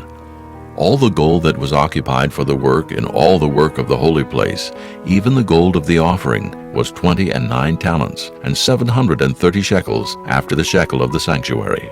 And the silver of them that were numbered of the congregation was 100 talents, and 1,760 shekels, after the shekel of the sanctuary. A beka for every man, that is, half a shekel after the shekel of the sanctuary, for every one that went to be numbered from 20 years old and upward, for 600,000 and 3,550 men. And of the 100 talents of silver were cast the sockets of the sanctuary, and the sockets of the veil, 100 sockets of the 100 talents, a talent for a socket. And of the 1,775 shekels he made hooks for the pillars, and overlaid their chapiters, and filleted them. And the brass of the offering was 70 talents, and 2,400 shekels. And therewith he made the sockets to the door of the tabernacle of the congregation, and the brazen altar, and the brazen grate for it, and all the vessels of the altar, and the sockets of the court round about, and the sockets of the court gate, and all the pins of the tabernacle, and all the pins of the court round about. Chapter 39. And of the blue and purple and scarlet they made cloths of service, to do service in the holy place, and made the holy garments for Aaron, as the Lord commanded Moses. And he made the ephod of gold, blue and purple and scarlet, and fine twined linen. And they did beat the gold into thin plates, and cut it into wires, to work it in the blue, and in the purple, and in the scarlet, and in the fine linen, with cunning work. They made shoulder pieces for it, to couple it together. By the 2 edges was it coupled together. And the curious girdle of his ephod that was upon it was of the same, according to the work thereof, of gold, blue, and purple, and scarlet, and fine twined linen, as the Lord commanded Moses. And they wrought onyx stones enclosed in ouches of gold, graven as signets are graven, with the names of the children of Israel. And he put them on the shoulders of the ephod, that they should be stones for a memorial to the children of Israel, as the Lord commanded Moses. And he made the breastplate of cunning work, like the work of the ephod of gold, blue, and purple, and scarlet, and fine twined linen. It was 4 square, They made the breastplate double. A span was the length thereof, and a span the breadth thereof, being doubled. And they set in it 4 rows of stones. The first row was a sardius, a topaz, and a carbuncle. This was the first row. And the second row, an emerald, a sapphire, and a diamond. And the third row, a ligure, an agate, and an amethyst. And the fourth row, a beryl, an onyx, and a jasper. They were enclosed in ouches of gold in their enclosings. And the stones were according to the names of the children of Israel, 12, according to their names, like the engravings of a signet, every one with his name according to the 12 tribes. And they made upon the breastplate chains at the ends of wreathen work of pure gold. And they made 2 ouches of gold, and 2 gold rings, and put the 2 rings in the 2 ends of the breastplate. And they put the 2 wreathen chains of gold in the 2 rings on the ends of the breastplate. And the 2 ends of the 2 wreathen chains they fastened in the 2 ouches, and put them on the shoulder pieces of the ephod before it. And they made 2 rings of gold, and put them on the 2 ends of the breastplate, upon the border of it, which was on the side of the ephod inward. And they made 2 other golden rings, and put them on the 2 sides of the ephod underneath, toward the forepart of it, over against the other coupling thereof, above the curious girdle of the ephod. And they did bind the breastplate by his rings unto the rings of the ephod with a lace of blue, that it might be above the curious girdle of the ephod, and that the breastplate might not be loosed from the ephod, as the Lord commanded Moses. And he made the robe of the ephod of woven work, all of blue, and there was an hole in the midst of the robe, as the hole of an habergeon, with a band round about the hole, that it should not rend. And they made upon the hems of the robe pomegranates of blue and purple and scarlet, and twined linen. And they made bells of pure gold, and put the bells between the pomegranates upon the hem of the robe, round about between the pomegranates. A bell and a pomegranate, a bell and a pomegranate, round about the hem of the robe to minister in, as the Lord commanded Moses. And they made coats of fine linen of woven work for Aaron and for his sons, and a mitre of fine linen, and goodly bonnets of fine linen, and linen breeches of fine twined linen, and a girdle of fine twined linen, and blue and purple and scarlet, of needlework, as the Lord commanded Moses. And they made the plate of the holy crown of pure gold, and wrote upon it a writing, like to the engravings of a signet, Holiness to the Lord. And they tied unto it a lace of blue, to fasten it on high upon the mitre, as the Lord commanded Moses. Thus was all the work of the tabernacle of the tent of the congregation finished. And the children of Israel did according to all that the Lord commanded Moses, so did they. And they brought the tabernacle unto Moses, the tent and all his furniture, his tacks, his boards, his bars, and his pillars, and his sockets, and the covering of ram skins dyed red, and the covering of badger skins, and the veil of the covering, the ark of the testimony, and the staves thereof, and the mercy seat, the table and all the vessels thereof, and the showbread, the pure candlestick with the lamps thereof, even with the lamps to be set in order, and all the vessels thereof, and the oil for light, and the golden altar, and the anointing oil, and the sweet incense, and the hanging for the tabernacle door, the brazen altar, and his grate of brass, his staves, and all his vessels, the laver and his foot, the hangings of the court, his pillars, and his sockets, and the hanging for the court gate, his cords and his pins, and all the vessels of the service of the tabernacle for the tent of the congregation, the cloths of service to do service in the holy place, and the holy garments for Aaron the priest, and his sons' garments, to minister in the priest's office. According to all that the Lord commanded Moses, so the children of Israel made all the work. And Moses did look upon all the work, and behold, they had done it as the Lord had commanded. Even so had they done it, and Moses blessed them. Chapter 40. And the Lord spake unto Moses, saying, On the first day of the first month shalt thou set up the tabernacle of the tent of the congregation. And thou shalt put therein the ark of the testimony, and cover the ark with the veil. And thou shalt bring in the table, and set in order the things that are to be set in order upon it. And thou shalt bring in the candlestick, and light the lamps thereof.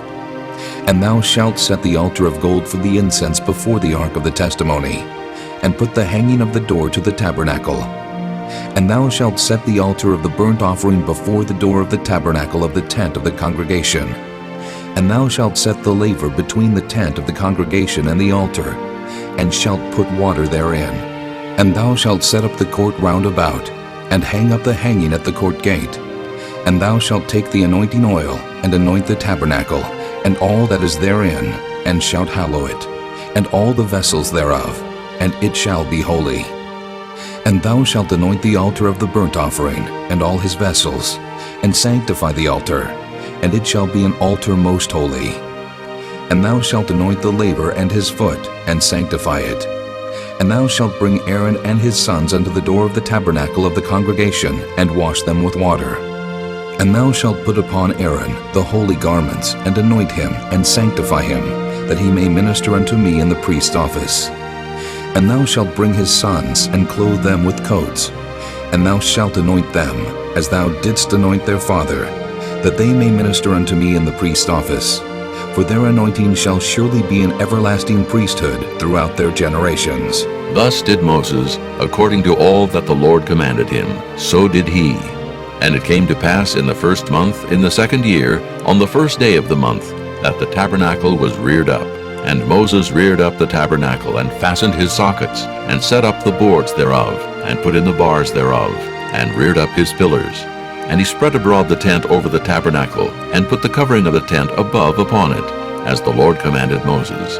And he took and put the testimony into the ark, and set the staves on the ark, and put the mercy seat above upon the ark. And he brought the ark into the tabernacle, and set up the veil of the covering, and covered the ark of the testimony as the Lord commanded Moses. And he put the table in the tent of the congregation, upon the side of the tabernacle northward, without the veil. And he set the bread in order upon it before the Lord, as the Lord had commanded Moses. And he put the candlestick in the tent of the congregation, over against the table, on the side of the tabernacle southward. And he lighted the lamps before the Lord, as the Lord commanded Moses. And he put the golden altar in the tent of the congregation before the veil, and he burnt sweet incense thereon, as the Lord commanded Moses. And he set up the hanging at the door of the tabernacle, and he put the altar of burnt offering by the door of the tabernacle of the tent of the congregation, and offered upon it the burnt offering and the meat offering, as the Lord commanded Moses. And he set the laver between the tent of the congregation and the altar, and put water there to wash withal. And Moses and Aaron and his sons washed their hands and their feet thereat. When they went into the tent of the congregation, and when they came near unto the altar, they washed as the Lord commanded Moses. And he reared up the court round about the tabernacle and the altar, and set up the hanging of the court gate. So Moses finished the work.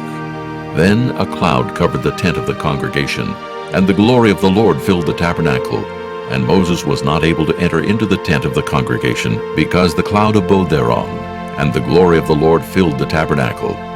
And when the cloud was taken up from over the tabernacle, the children of Israel went onward in all their journeys. But if the cloud were not taken up, then they journeyed not till the day that it was taken up. For the cloud of the Lord was upon the tabernacle by day, and fire was on it by night, in the sight of all the house of Israel throughout all their journeys.